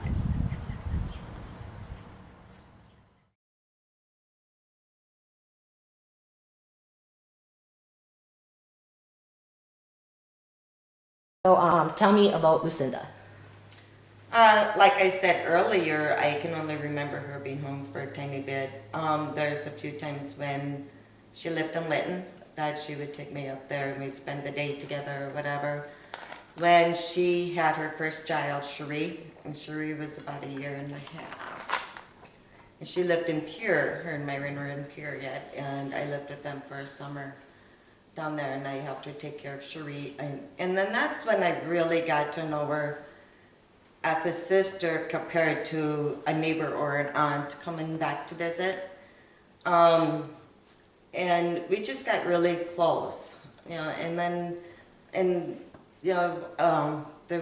she went through a couple hardships, and there was like little or no touching and contact, and I was in high school yet. And then right after Ron and I got married, that's when we really spent a lot of time with Lou. And Well, you guys are both like in the South Dakota area? right, by that time we moved to Clark, and we were only 90 miles from where they lived at that time, where she lived at that time, and spent lots of time together, had lots of fun, lots of fun. Yeah, we got to be very close. She came to visit us very often. She's Wally's godmother, and she was very close to the kids, and took Wally spent a few summers with them and had a really nice time. And your dad and Ron and Tim, of course, picked on her tremendously. But lots of fun, but lots of dirty tricks on her. What about you, Tim? She took it well. She was lots of fun. She took everything well in her heart. Yeah, she was a very loving sister. I mean, and she was. One of the big things I remember from her is that, well, she was going with Myron, and stuff. And I know I went over to their farm once in a while, and she would give me kind of a grief about certain, weird things that she'd say things, it was kind of funny, because she didn't really expect that from your sister, the way and stuff, and she's kind of outgoing in a way, she's kind of, she's just a really neat sister, and she was, and it's too bad that like you say, you know, what with Burge. I mean, I don't know her that well as a sibling, really, Right. because you never really grew up together. But by the time I You never had matured, that she was bonding. gone. You know what I Never. mean? And then You're- Lucinda was the second one, so you know, but Lucinda, you know, too, was very open and fun. You know, she was always. She loved life. She Yeah, she did. Very She was. outgoing, loved life. Camping, Yeah, motorcycle. Yeah, it didn't matter. I mean, She she was. loved- She enjoyed every moment of it. You know, and it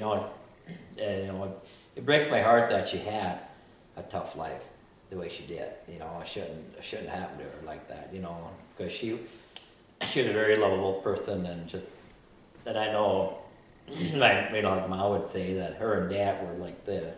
That was basically Yeah.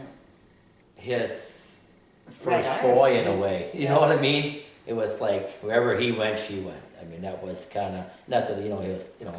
I actually heard that You know. she was always when she was little. She Yeah, was she's always always under his out feet doing and that, and yeah. And by the time I got old enough, they were gone. Mm-hmm. You know, and then we did go to South Dakota a couple of times when I was still dating you yet, and John and I and Diane and us four went down there, you know, and stuff, and We met at Valley Fair a couple times. yeah. Met them at Valley Fair. Yeah. That was a lot of fun. Yeah, but I mean, I guess you don't appreciate what you really got till you lose it. Yeah. You know what I mean? It's, you know, you can go through life and then all of a sudden, just like that, it seems like overnight, it's Yeah. not there anymore. You know, and that was the worst. That was the saddest part of the whole. You think about it when you went to Rochester, you know, and stuff, and it's like, you know, you don't even want to think about it in a way. A nightmare that Yeah, you thought you were just never ever going to get out of that nightmare. and it seemed like overnight, how quick. it did happen really fast for her, or for the diagnosis. Yeah. that was- From New Year's Eve till October 4th. yeah. But when Jessie was born, she had called me. It was Thanksgiving Day, and they had been invited to some friends for Thanksgiving dinner. And she felt a contraction getting out of the car. She went into the house, had a contraction, and she goes, "Oh my God, Jim, I got to get to the hospital." And the baby was delivered before before the second nurse or the doctor got there. Oh, so she did happen have Jessie in the hospital. Barely. Barely. Yeah. Wow. And then they came over to, at that time we were still working for that rancher in South Dakota, and they came over to visit. And they furnished the house, and it was a really old, tiny little stucco house, and I did not have an extra crib because Wally was just a few months old. And, or 6 months old, whatever it was. Anyway, and took out a dresser drawer and cleaned out my dresser drawer and folded a blanket nice, and that's where Jessie slept. Gotta make do. Yeah, so, yeah. That's good. That's good. But otherwise, she was just always there for a person. If she could have possibly been there physically, she was, and otherwise she was always, we used to, when we moved back to Dickinson, 2-3 hours at a time on a phone was nothing. And at that time we didn't have cordless, so Yeah. I had a long cord on my phone. Bathroom and back. Yeah.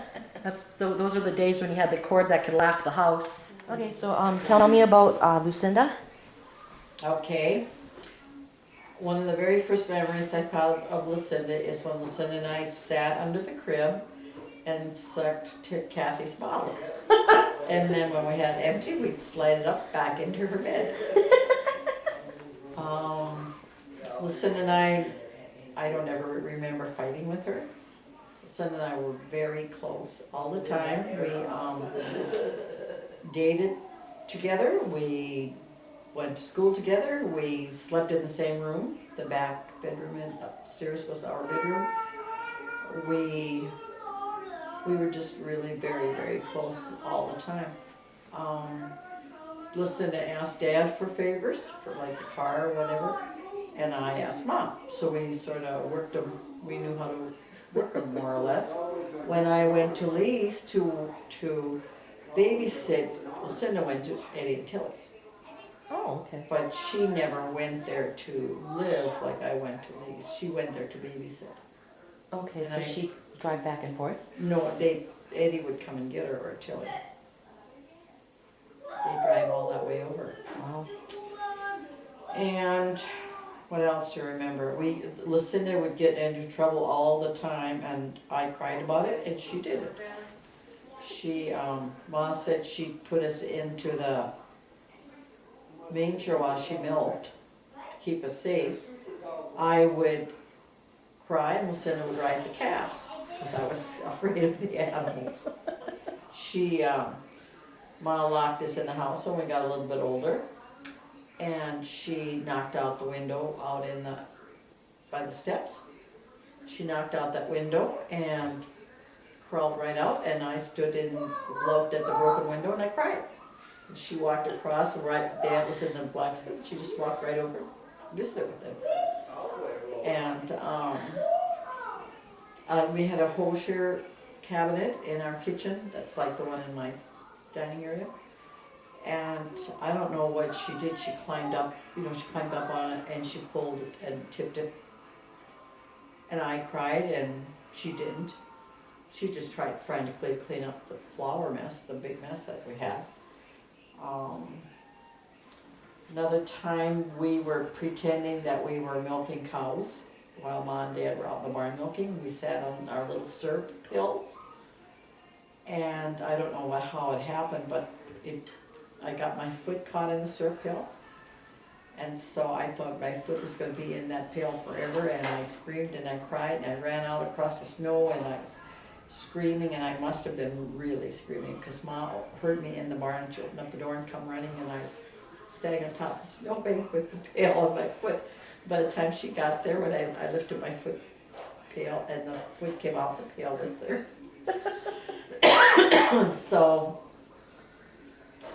that was just some of the exciting things that Lucinda and I did. We dated together even on the last night that I ever was, that I stayed home with that graduation. We went out even that night together. So we would wear our hair the same, and the nuns would get us mixed up at school. So if we wanted to skip school or whatever, we'd wear our hair the same, and we had a good time with that. And not every nun couldn't tell us apart, but a couple of them couldn't. What else did we do?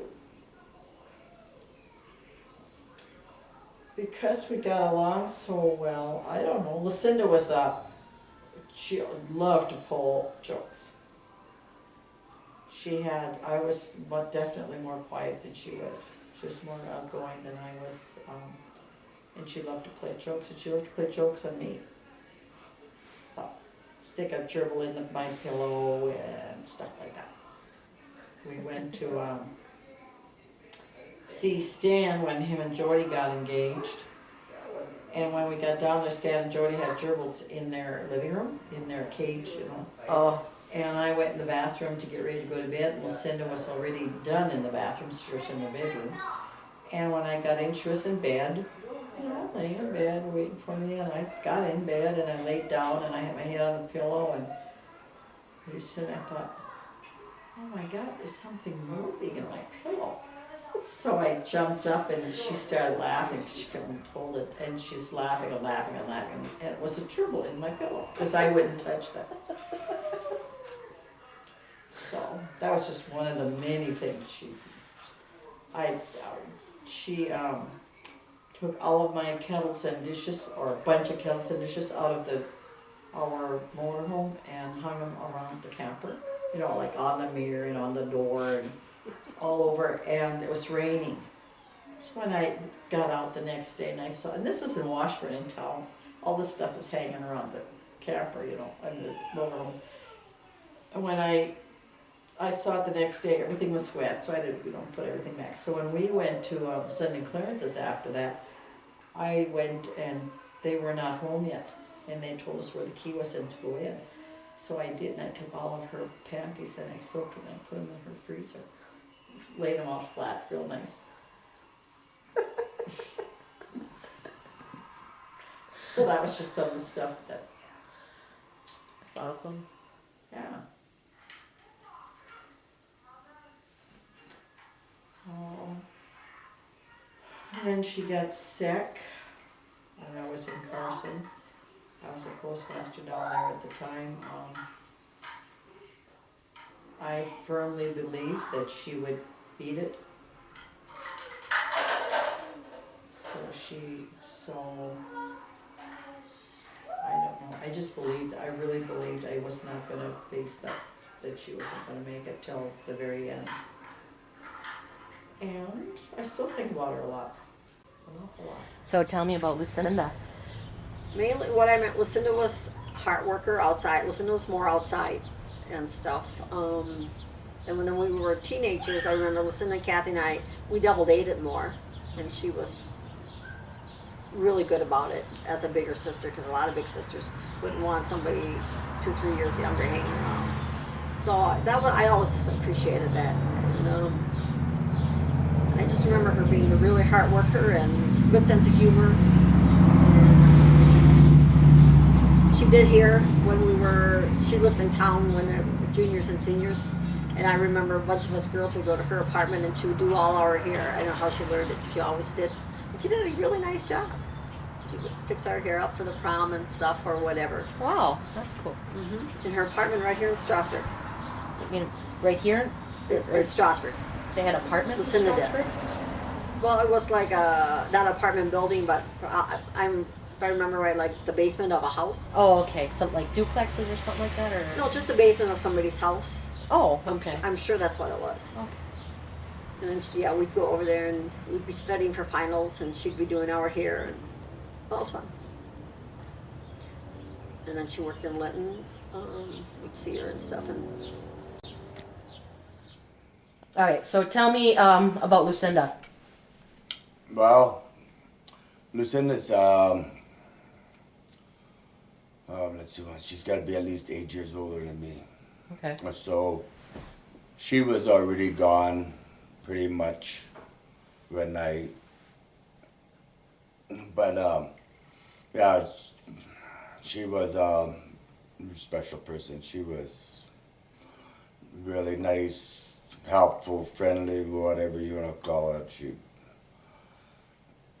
had a tough life for her early years, but she made the best of it all the time. Always came out, and could always have fun with her.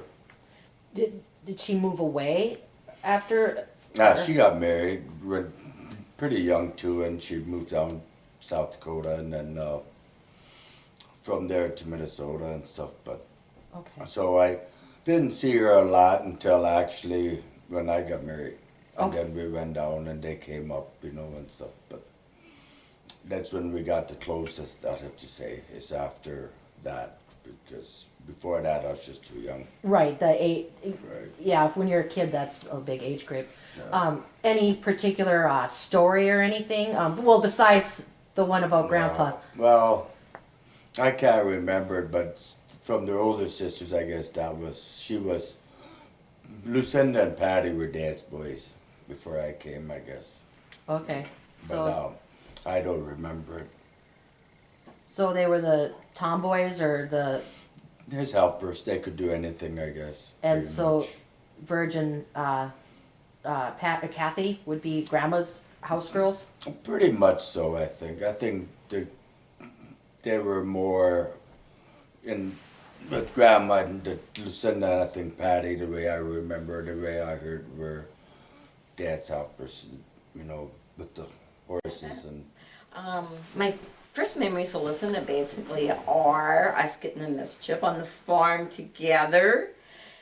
What we would do in country school, we went to the country school together. Uphill both ways, I'm sure. It felt like it, 3 miles, and we walked many times. But Lucinda was always kind of like an own individual. She'd like to be very neat. When I think of Lucinda, I think of someone that liked to protect her sexuality, which is definitely okay. she dated Myron in high school for all those years, so I got to go with them sometimes when they go to a movie and stuff, and she let me drag with them. But as children, the things that I remember her being outside all the time with Dad. And one particular incident, we were going to country school, and we'd always have these contests for three-legged race in the spring of the year. And we'd get candy bars if we won all these different races. So her and I decided, because we had to do the chores, that we would tie our legs together. Our middle legs was three-legged race, and we would feed the sheep together. And we'd practice while we were doing chores.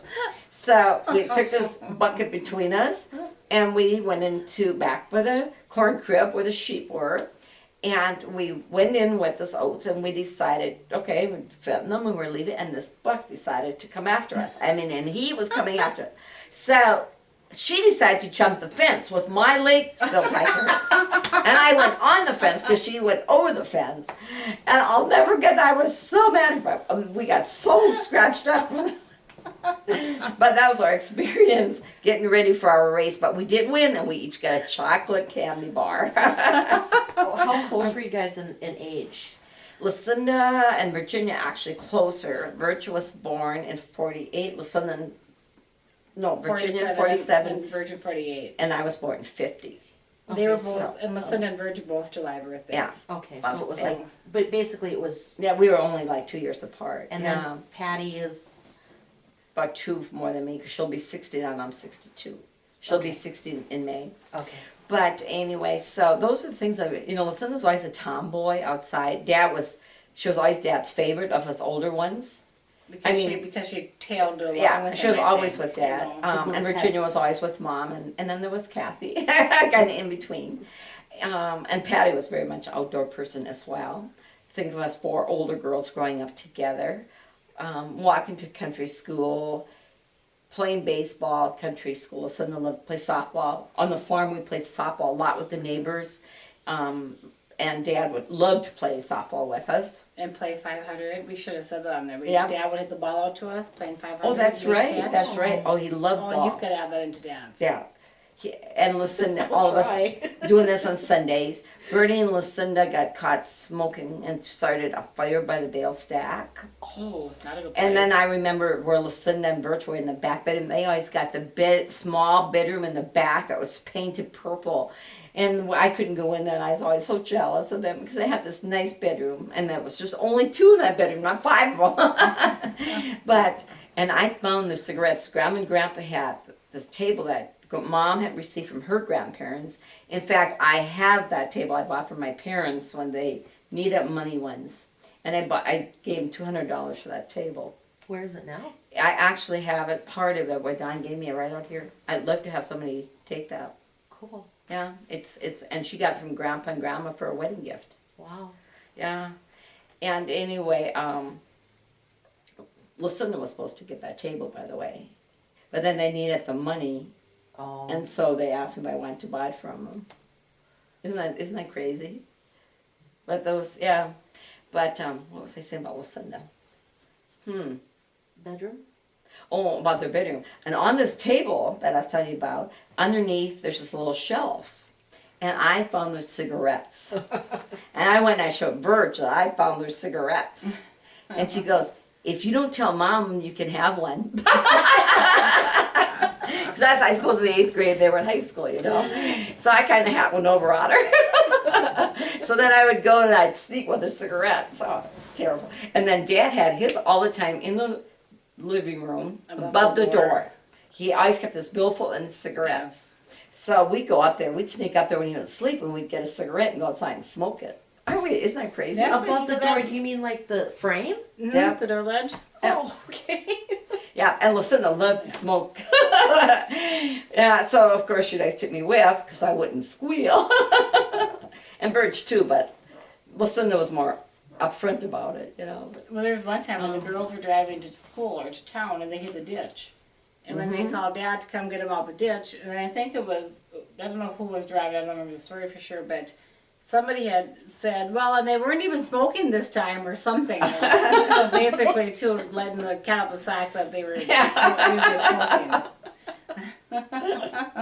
Oh gosh. And Lucinda, you know, she was her own person. I lived with her in Strasburg in high school one winter because the weather got so bad. We stayed in Strasburg, and I remember had such a crush on a Pete Soccer, and apparently the family wasn't too excited about her dating him, you know. And I remember Mom and her up in the bedroom. In that bedroom, and it's so seldom we ever had that one-on-one talk with our parents because they just never had time for that. But I remember coming upstairs and seeing Lucinda and Mom sitting in that back bedroom talking, and they were talking about Lucinda and Myron, you know, his relationship versus her and this Pete Soccer. You know, and when you're younger, you know, it kind of like brings like wow, you know, it kind of hits you like wow, they're talking like that, you know, because that just was so unheard of in our lives to have personal conversation. But that part I remember of Lucinda. I remember when they came to see us in Northwood. We went to see them on our honeymoon. They were living in Pierre, South Dakota, Myron and her at that time. Cherie was a baby. And I remember just feeling that she wasn't happy, but I didn't know the particulars. And then to me, I'll be honest, there's a long period of time that I didn't have much connection with Lucinda. She kind of went through her divorce and stuff and kind of left the family. Withdrew. She withdrew at that time. And then I remember them coming to Northwood and her telling me they're getting a divorce. And her and I, we had a Mustang, and I remember her and I driving to Grand Forks. And I remember her telling me that she's sure she had a nervous breakdown while she was driving. She was telling me the story, but I just remember that part of the conversation. She was really struggling at that time in her life. I don't know, you know, some of the struggles, some of them I did. Was she in her 20s or 30s? She would have been about, because I have babies, I have Mustang, so she didn't have Chessie yet, I don't think, at that time. I would say late 20s, maybe. Yeah, it would have been Cherie, because it was just Cherie, because she was still with Myron, but she was telling me they're getting a divorce. And of course, that was unheard of back then, you know. It has to be hard. So it was very hard. But of course, I just told her I loved her, and things you talk about as a sister. Even though back then we weren't as open as we are now, or I was later with Lucinda, But my memories back then, really are kind of vague until she got sick, and we went to Minnesota to see her. And I walked in her house. I could not believe a house can be so bare and so cold. She was married to Jesse's father. I can't even think of his name. Jim. And this home they had was very, very basic. So I was concerned about her. I remember that. But we went out on a watermelon feed, and they had the best watermelon I have ever had. I'll never forget that. That Sunday night, it was some kind of watermelon feed. We ate watermelon like little pigs. And then when she got sick and she ended up, or a back surgery, not sick, but she was struggling with her back. She ended up in surgery in Sioux Falls. And so we decided, and Jeremy's a baby now, and the reason I remember that is because we had tied our playpen on top of the car, so we had a bed for the kids. And Virgin Terrence and us and went down in our station wagon to see her. And then when we were coming back, we lost the playpen on top of the car.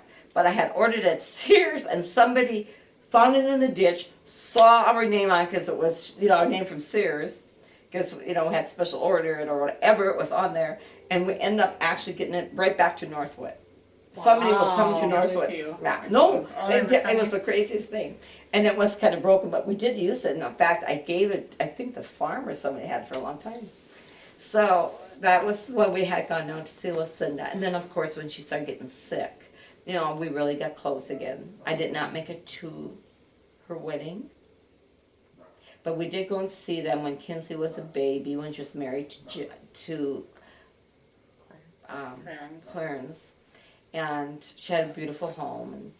And then when I traveled for the post office, I remember my last visit with her on the farm, we walked around looking at all her ducks. She loved the ducks, and we were gathering duck eggs all over the place in the yard. And she had a very comfortable home, and I was so happy to see that, you know, with Lucinda, and we really definitely started getting closer again, or having that unity, you know, that we had missed for all those years. And then she came to see me. I was speaking Watertown, and Clarence said, you should come and see me. And she said, spend the night in my room, because, you know, I was, government was paying. Okay.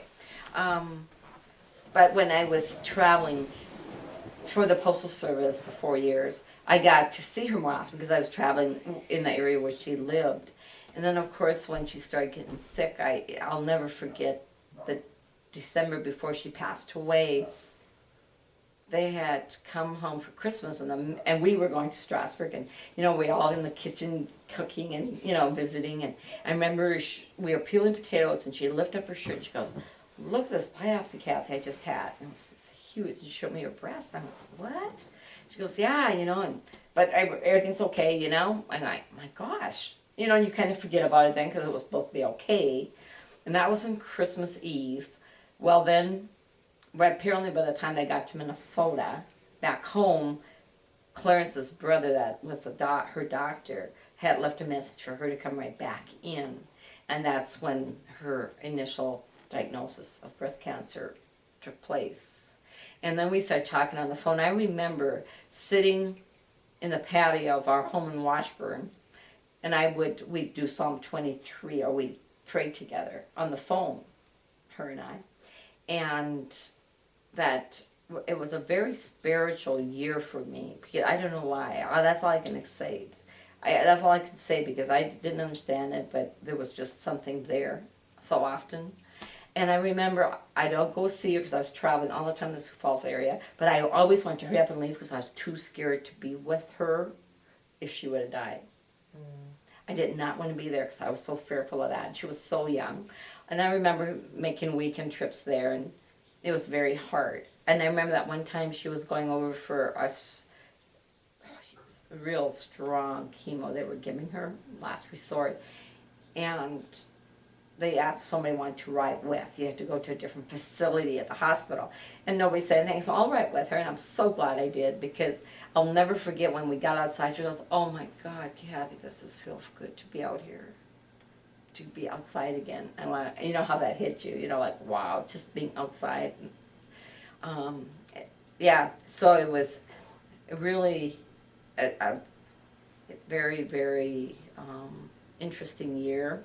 A lot of growth spiritual because of Lucinda's passing on, as I call it.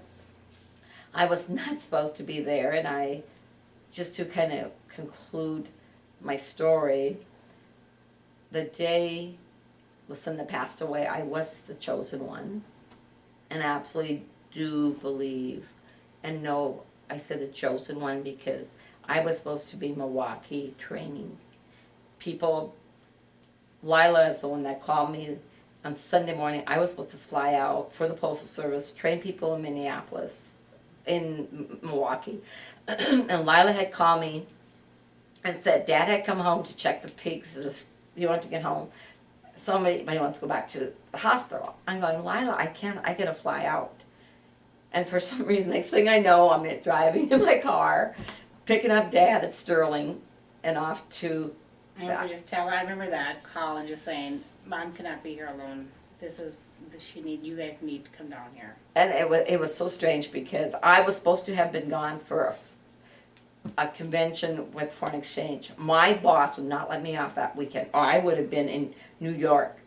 I had to stay after they had paid my airline ticket and everything. My boss got so mean to me, my postal boss, and he said, "No, you can't get off Saturday." But God had a bigger plan, because the reason I wasn't in New York was because apparently God had a plan for me to go and take Dad back to the hospital in Minnesota. Sioux Falls. No, she'd pass on. In Sioux Falls. Yeah, she did. But anyway, that doesn't matter. But anyway, so I pick up Dad, and you know the thing I regret to this day, what I did that day, and I think of it, I remember him wanting to stop and have a cigarette, so I wouldn't let him smoke in my car. Because Don would, you know, we were very strict. We never ate or anything in our car. And I wanted to get going. I wanted to get there. And I think maybe once when he got stopped for gas or whatever, he's had a cigarette or twice, whatever. But I remember once he asked me if I would stop so he could have a cigarette, and I didn't. And I regret that to this day, because I'm sure he really needed it. You know, because Dad can't express himself. And I think of that. You know, it's funny how those little things. Yeah. But anyway, we get to the hospital that Sunday night, and Lucinda was kind of going into hallucination because they gave her morphine. Well, then they took her off, and she was doing great. And Monday, her and I read Psalm 23, and she told me, I'll never forget, she said, and she pulled my vest. I had a vest on and a skirt. And she goes, I'll never finish your vest now. Be able to finish your vest. I'd given her $10 for make me another one. You know, that's when this long vest was. And I go, all I said was, don't worry about it. Because we didn't talk about her death. But we finally, after that, I said to Lucinda, I said, you gotta let me know when you get to the other side. And she said, you gotta take care of Mom and Dad. She goes, you know, you got problems, you're gonna take care of Mom and Dad. Little did I know when I said, yes, of course we will, you know, kind of without even thinking about it. Guess where I am right now. But anyway, so that's basically what we talked about. We did Psalm 23, Mom and Dad. I was going to leave. I had decided, because she was supposed to go home on Wednesday now, with hospice care. She was doing very good that Monday. Like I said, we were talking. And I called my boss in Sioux Falls because I just couldn't decide what to do. Finally, I said, okay, I'm going to fly to Milwaukee and I'll just fly back here. And I called my boss, left a message, and when I stopped at the foot of the bed, I was going to go around to kiss her. I remember, forgot my planner. I had everything to go. And it's like, anybody would stop me right there and said, no, you're not going. All of a sudden, I have that answer. It was absolutely the Holy Spirit or an angel. It was as definite as if you would have told me, you are not leaving. All of a sudden, I just knew I couldn't. It was unbelievable. I'll never forget exactly where it took place in that room. And so I walked up and I go, well, I'm not going to go. And Mom says, well, you just called your boss and said you're going. I says, no, Mom. It was just such a knowing. So then Mom and Dad, was 3 o'clock. They decided to go to Mass at 3, because I was staying with Lucinda then. And so Lucinda and I, because we don't read Bibles, you know, as Catholics very often. So when Mom and Dad went to Mass, I decided to read Psalm 23 to her. And she would tell me to slow down so she could hear it. And she went like this so she could comprehend it. So slowly read Psalm 23. And that's when, you know, we talked the tiny bit we did about her, you know, I want to know when she gets to the other side, is how I worded it, because I couldn't, you know, it was just too hard to say death. And she said to me, you got to take care of Mom and Dad, because she always wanted to move back to Strasburg, Clarence and her, that she could take care of Mom and Dad. So I said, well, of course I will. Well, then she started getting sick. And I questioned it. I kind of didn't know much about passing on, but enough where I was getting concerned, and I was sponge bathing her and stuff. She was real sweaty and warm. And anyway, make a long story short, you know, when we called Clarence, Mom, Dad came back, and we went out. I told the nurse, I think she's getting worse, and they looked at me like it's them overreacting, but they did come in, and they called the minister then, and Clarence, and Jesse and I went to the room because he was tired, and we didn't know how long this would be, you know. So Jesse and I went with him to lay down for a little bit, and then Mom came in about midnight, a little after midnight, and said, you know, to come over, that it looked like she'd be passing on, or I can say going upstairs, because the presence of the Holy Spirit in that room, there's no such thing as the word death, I swear. But anyway, so I went over and sat by Lucinda, and I said, let go.